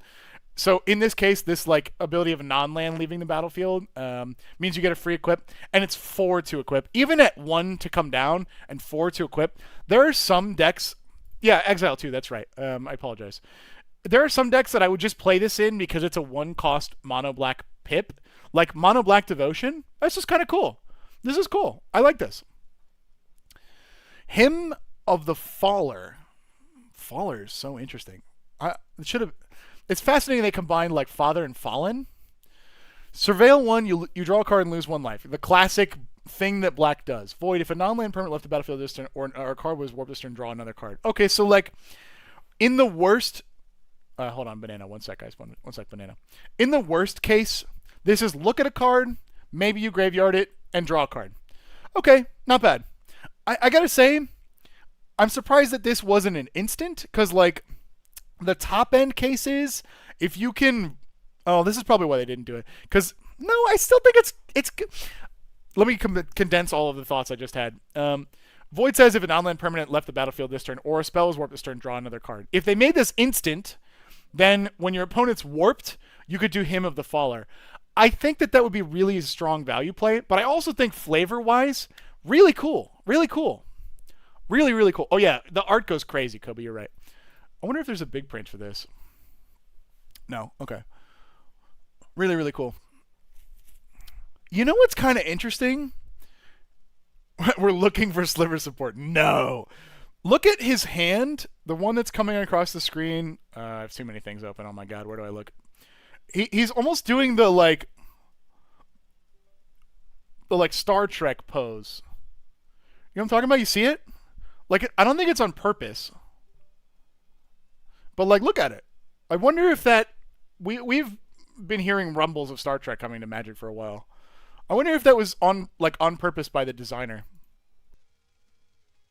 Yeah, I don't know. That's pretty interesting. It's like that does look deliberately artistic, right? We're reaching? Yeah, I mean maybe. Huh. Anyway, I'm saying I'm surprised they didn't make that instant. I thought that banana time. Oh, sorry, hold on one second. Wait, who made the art? It's Danny Schwartz. Danny Schwartz. So fascinating, fascinating.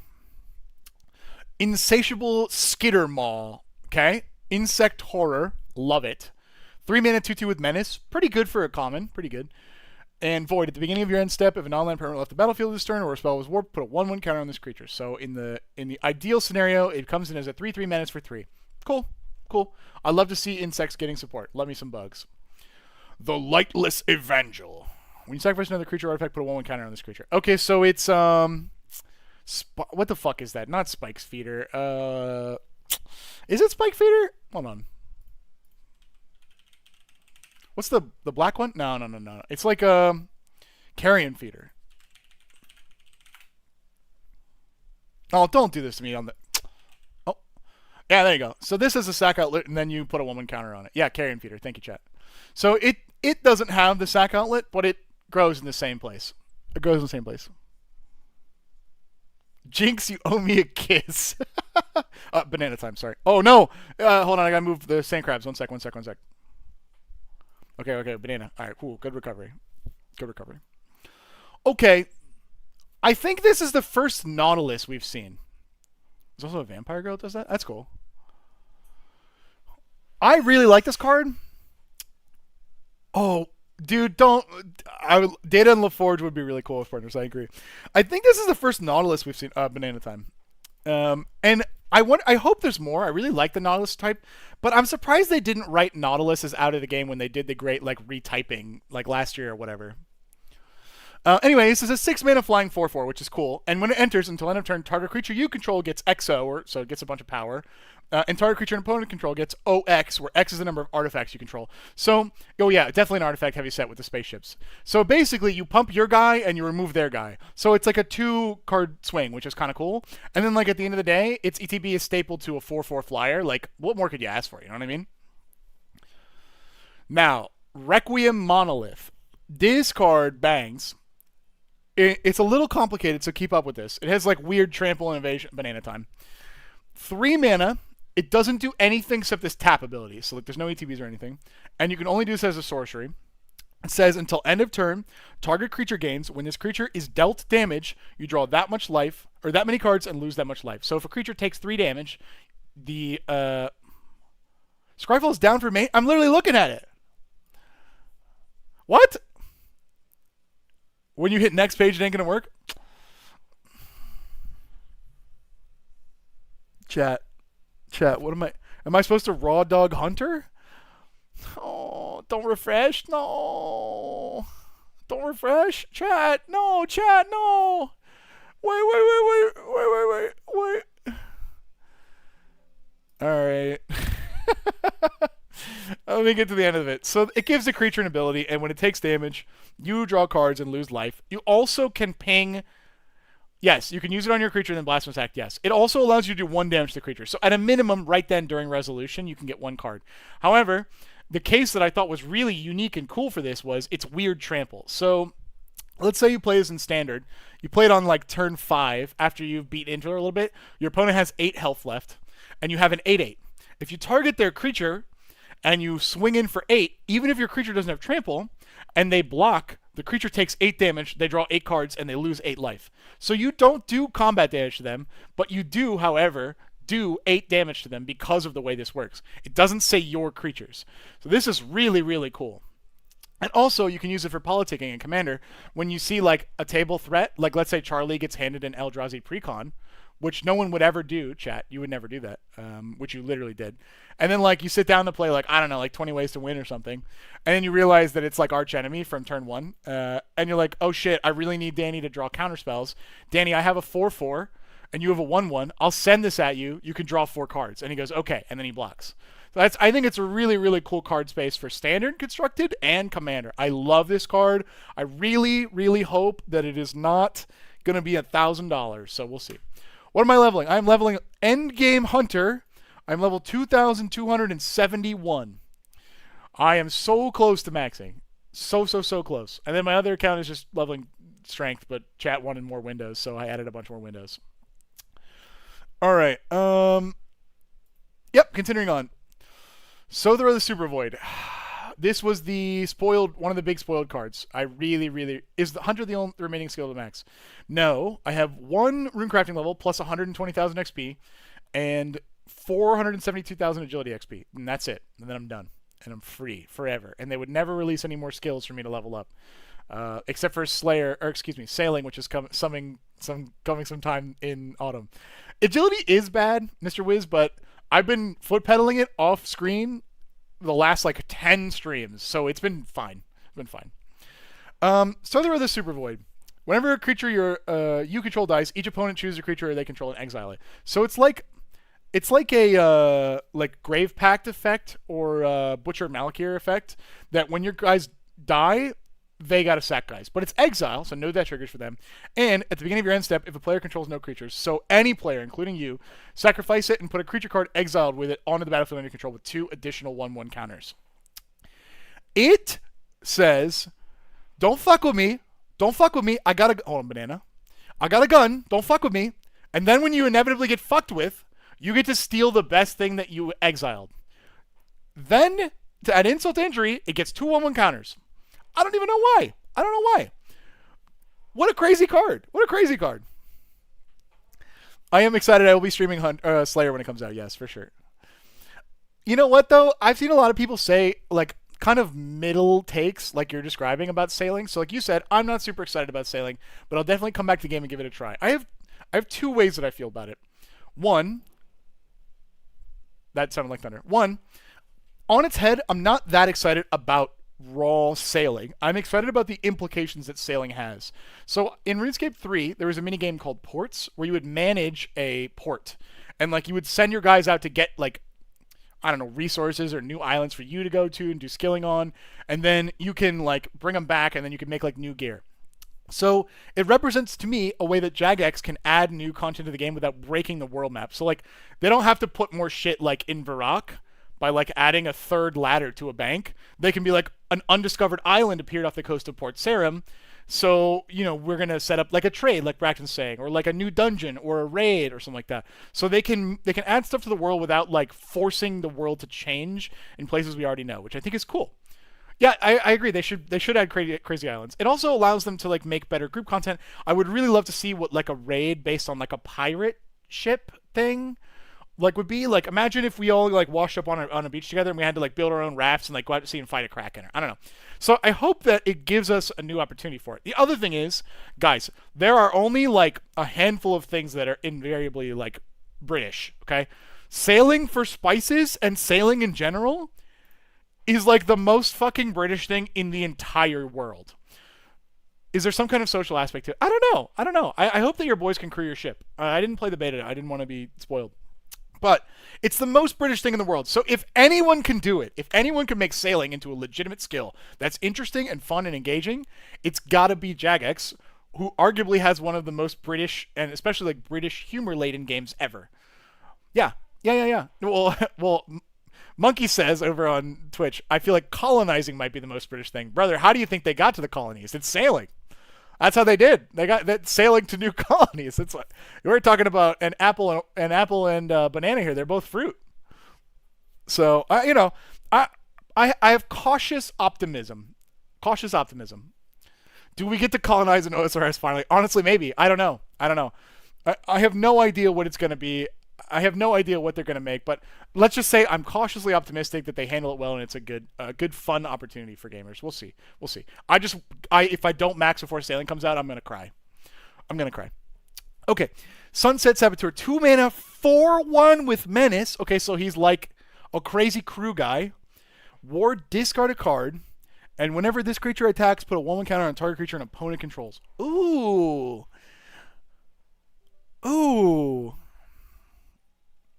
Wow. Okay.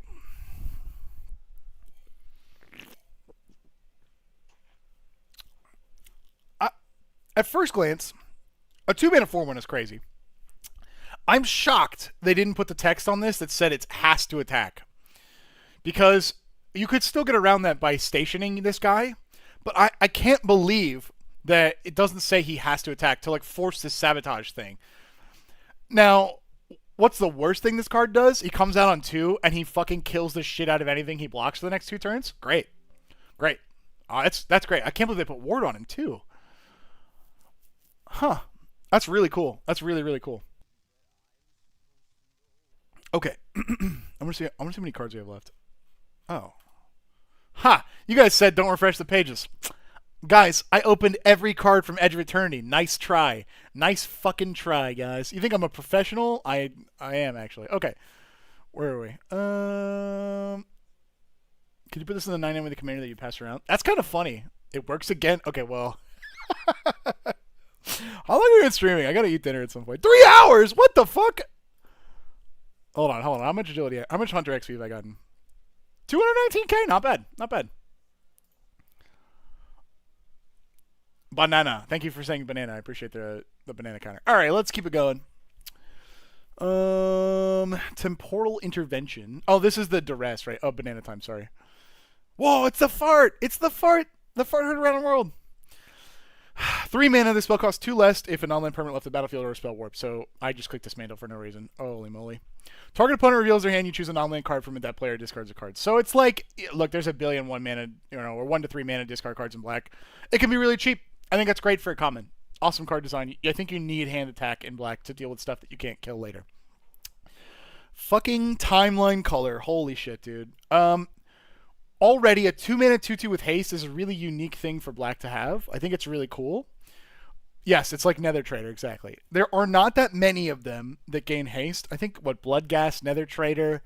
I can't think of many more off the top of my head. But you can cast it from the graveyard using its warp ability. I am mad at Wizards for one thing, though.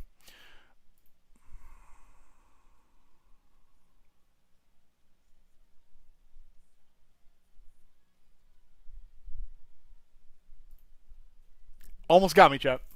Almost got me. I guess I'll just enhance. Enhance! Oh god, this is horrific. I want you to read the text, so like this actually is, there's a purpose to this. I apologize so much for this. Oh my god. Okay. Guys, reminder text, banana, hold on. Reminder text on a card is supposed to tell you what the mechanic does. So this up here, warp. The reminder text for warp says, you may cast this card from your hand or graveyard from its warp cost, for its warp cost. If you do, exile this creature at the beginning of your next end step. Then you may cast it from exile a later turn. Do you guys see what's wrong with this picture? Do you guys see what's wrong with this shit?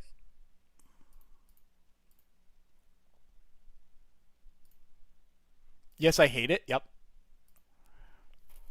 Do you see what's wrong with this?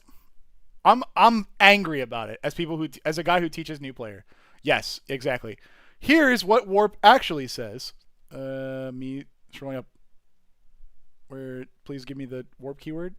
Please, no one wants to give me one warp, please. Don't embarrass me in front of chat. Literally, there's no warp cards. How are there no warp cards? Wait, got it. Is there really no fucking warp? Holy shit! Here we go. Up here, it says you may cast this card from your hand for its warp cost. Exile this creature at the beginning of the next end step, then you may cast it from exile. Dude, why did they put fucking graveyard on the card? And the answer is because the card can be cast in the graveyard, but like. Oh, that's red. Hold on. Why the fuck? It's literally on the card in like the actual sentence. Is it just better dash? No, dash gives haste. Dash gives haste. Warp doesn't. Why the fuck did they put graveyard in the reminder text? This is going to confuse so many fucking people, dude. Also, putting in exile matters or something. Yeah, that Dolphin over on Twitch says, Judge, this one says graveyard. Does that mean they all can? That's exactly what new players are going to think, dude. I'm so disappointed in them for this. I doubt that it's probably already printed. It's probably already too late. But like, what the fuck is the point of putting the ability on the card and then again in the reminder text? I don't like it. I hope that was just an error in like quality control or something. I do really like this card though, especially the implications for standard. I think that's going to be really cool. I'll probably build something with this. Yeah, yeah, and it's just an editing error. I agree. I hope it's just a quality thing. Look at the members chat for Discord for a spoiler song already. You'll not be disappointed. Okay, okay. What do I got?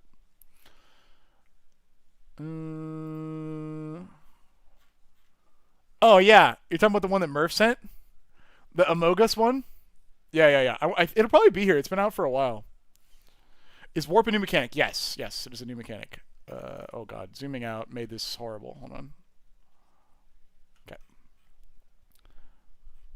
Wow, we gotta scroll all the way back up. Oh, it's not on here. Oh wow, that's so tragic. Okay, hold on. I've been trying not to include. Oh, hold on, Sandcrab. Sorry. Oh, banana. Oh my god. Sorry, we're behind.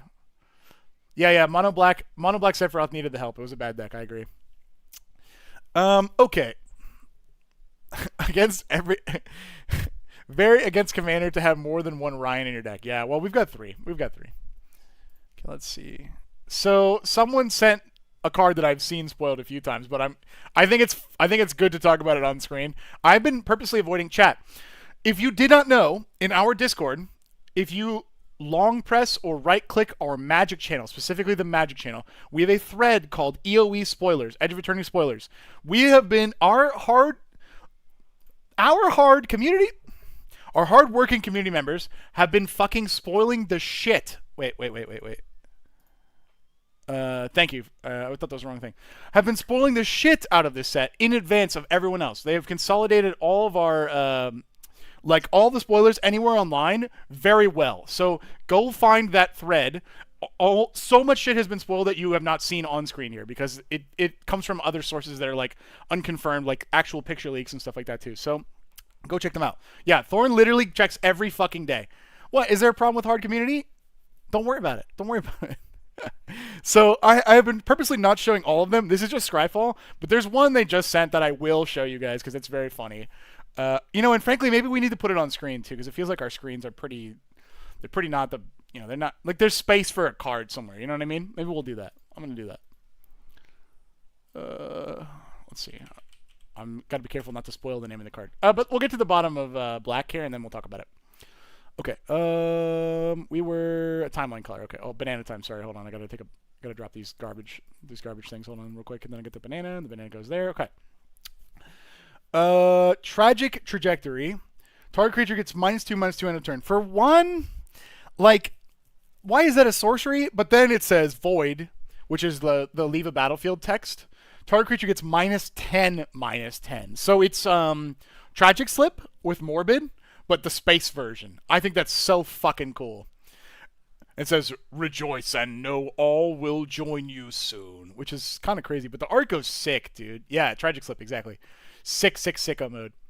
Well, it is worse Tragic Slip, but also no, because like it gives -2/-2, and doesn't Tragic Slip only do 1? And then it does 13/13? Plus, this also triggers on Exile, too. So, yeah, Viking, I generally would play Tragic Slip over this, but like I could see a time that you might want to use it. Yes, so Adelvin's looking at the next card. This. Yeah, sorcery, I know. This is awesome. For those of you who don't know, let's see if I can find it. This is one of my top 3. Bastard. I guess we'll just Google it like a loser. This is one of my favorite cards in all of Magic, especially for budget. Viscera Seer. It is just a 1-mana 1/1 that you can free sack a guy to scry 1. And it, like, actually, let's just TCG player. It is so cheap. This is, like, more expensive than I've ever seen it. But, like, this card is consistently below $1. Consistently below $1, right? So this is such a good enabler for graveyard decks. It's such a good enabler for sacrifice decks. It's such a good enabler for aristocrats. It's such a good enabler for a lot of stuff. And frankly, even just a like mid-range good commander deck that wants, like, it sees a blasphemous act coming, okay, I'm going to scry 6 and you sack all your stuff. This guy is 1 more mana, but has better stats, and it's a creature or artifact, and instead of scrying, it surveils. So all those strategies I just talked about, now we can put them directly into the graveyard whenever we want. Unbelievable. I gotta imagine this card will peak out at a couple of dollars, but like I hope they print it well at the uncommon slot, so that there's a bunch of these to go around. Yeah, it's a 3/2. It's a 3/2. Kind of cool. I'm really happy with this, and you know, more clerics is opening some options too. I think kind of cool. All right, 3 more, and then we're gonna have a special guest appearance on screen. We gotta add another picture. That's a $3 uncommon all day. Yeah, for sure.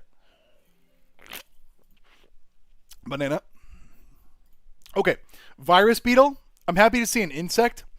They've printed like 50 of these cards. It's just like a 1/1 that when it comes in, everybody discards.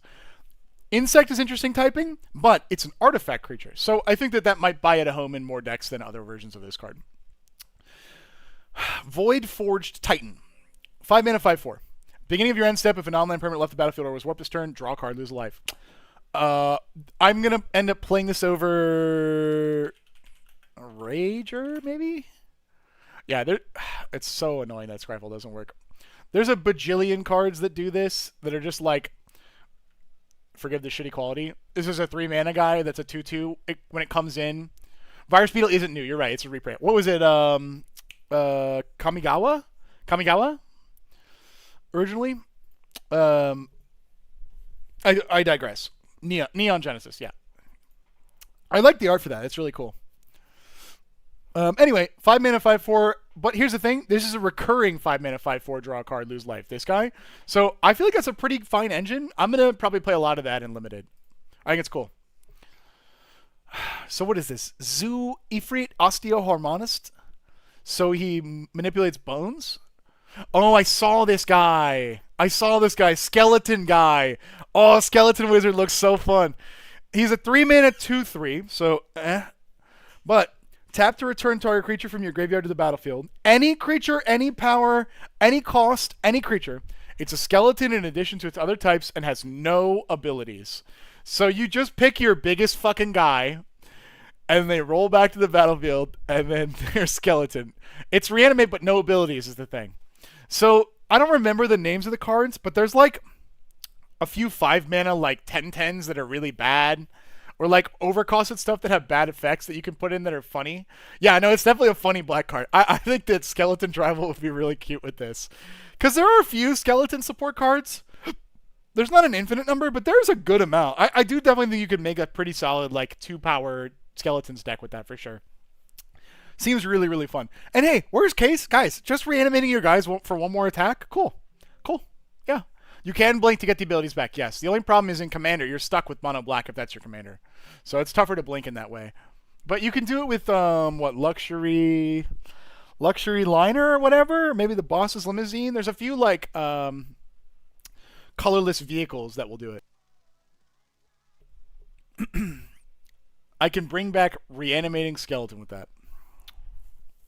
Sure can. That's some real good tech. Yeah. For sure. And to celebrate, we're going to add another picture to the menagerie we have here. So chat has reminded me about this spoiler. I've just got to figure out where the fuck it's going to live. You know what? Maybe we'll put it over... I'm trying to figure out what... I don't want to spook you guys. You can maybe live as part of my sand crabs. Yeah, that seems good. Something like this here. We'll just put this here. Okay. There we go. Here is a card called Vote Out. It is a 4 mana sorcery with Convoke, so it means your creatures can help you pay for the spell by tapping. Oh, banana. And it's destroy target creature. And it says democracy is not always just. What? Amogus? What do you mean? What? What do you mean, Amogus? I don't understand. Amogus? What? That's that's like a fat guy alien guy. What are you talking about? What? Amogus secret lair confirmed. Yeah. Banana. Well, there's a guy doing a master clue. Oh, good luck, dude. Why is the alien shaped like a yoga ball? I don't know. He does look like a volleyball or something, right? Oh, Conjurer's Closet is good for Zoo Ifrit. I agree. Zoo Ifrit. Sorry. Chat. Unbelievable. Unbelievable. What time is it? It's almost 8.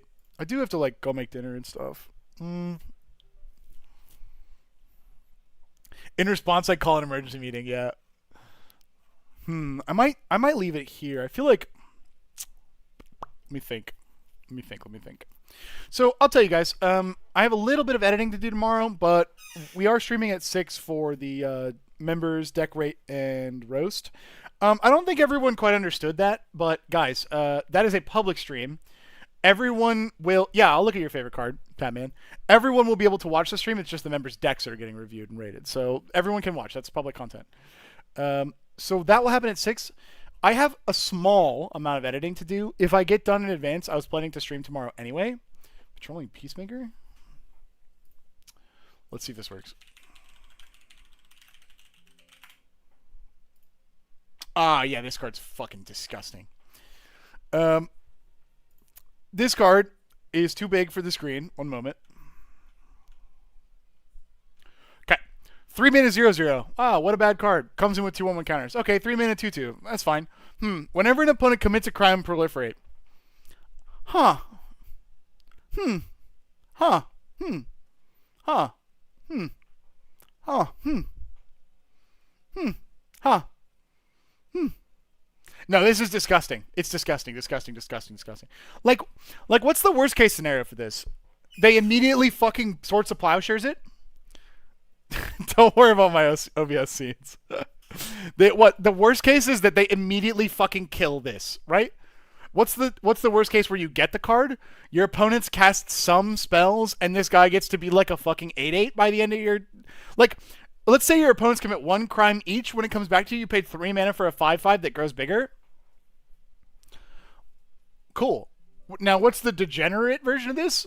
Poison counters, planeswalkers, charge counters for your fucking space stations? Dude. An unbelievable card. An unbelievable card. Now, the reason it's unbelievable is these are the only 2 prints. They're both commander. This is the classic wizard strategy of we put the card that everyone wants in the commander. So, okay. Okay, I get it. So if they target your stuff, is that a crime? Yep. Sure is. Super. Oh no, my sand crabs! My sand crabs! Yep. Great and Great like everything. Someone asked me to look up one more card. Let's see. Swarmyard? Moonlit Meditation. Didn't I look at that? That's the token guy, right? How dare you? I know you were not here. Yeah, we looked at this already. It's a great card. It's a great card. Swarmyard? Ooh, wait. Ooh. Whoa, it's a whale? It's like a cosmic whale? Like just the land with the spider nest is really cool. Huh. Man, that cosmic whale is sick, dude. Here's the cool thing. This card is in my Orvar deck because he's my favorite insect, rat, spider, or squirrel. So I get to play this in my Orvar deck. That's sick. I'm really happy about that. That's cool. Okay, Jet, what I was going to say is I'm editing tomorrow. I've got a small video to put out about that convention I told you about that we're going to. I got to at least edit it tomorrow. And then Drew's coming over at 6 p.m. Eastern for the deck rating and roasting stream. So no matter what, we're going live tomorrow at 6 p.m. or around there, depending on me setting up the setup. If I'm done editing during the day, which I would hope so, then I'm going to stream again. I was planning on doing... I was going to maybe put some hours in on Final Fantasy, but I don't love the idea of, like, breaking down my monitors and adding more monitors. There's a chance I do more Hunter. And if we do more Hunter, then we will continue with the spoilers at the beginning of Red. And we'll do some spoilers while we talk through RuneScape stuff. Yeah, someone asked about the new skill check video. Jesse is going to be done with it. Oh, hi, Jesse. Jesse says, what is happening on screen? Jesse, you're going to have to be more specific. I don't really know how to answer your question. You got to check out Frank Horgan. Think it's going to get banned. It's sometimes indestructible. Yeah, well, probably... I'm thinking about that. It's probably like a developer's pet pushed card, so like probably not gonna get banned. Wonderful timing, yeah. Jesse is likely going to be done with the pre-con league video either likely tomorrow, depending on when he gets done with it. Drew and I will want to watch it. However, for those of you guys who know, again, we are streaming tomorrow at 6. So depending on when Jesse gets it, if it's earlier in the day, tomorrow I'm pretty certain. He says, "Yeah, all good, Jesse. I don't mean to rush you. If you give it to us like a little while before the stream, I'm just telling them when to expect it. This is not pressure. Then we'll have time to watch it before the stream, and then we'll post it probably, I would say maybe right before the stream if we can. If we can't watch it, then we'll set it up to post for Friday. So that's that. Tapman over on Twitch is asking for the raw images of the cast so that he can make funny thumbnail or funny pictures into emotes. Yes, sir. Yes, sir. Jesse, sorry, did you have a question about the screen? I feel like it's pretty clear that I'm playing RuneScape. This is RuneScape here. You see it? I'm confused. Yes. Okay, good. All right, guys. I'm going to head off and make some dinner. Oh, banana. Second Ryan eat burger. No. Burrito. It's the fart burrito. Oh, sorry. You can't tell because the video stopped. Hold on. Oh, I closed it. Okay, I broke the video. We were watching the fart video in the other corner, like that way. So, yeah, there's a lot going on. Have a good night, guys. Take care. I will be back at a minimum tomorrow to do the deck video. If not, I'm gonna stream during the day as well. Take care, everyone. Thank you for joining. I have no idea what I'm doing. Okay.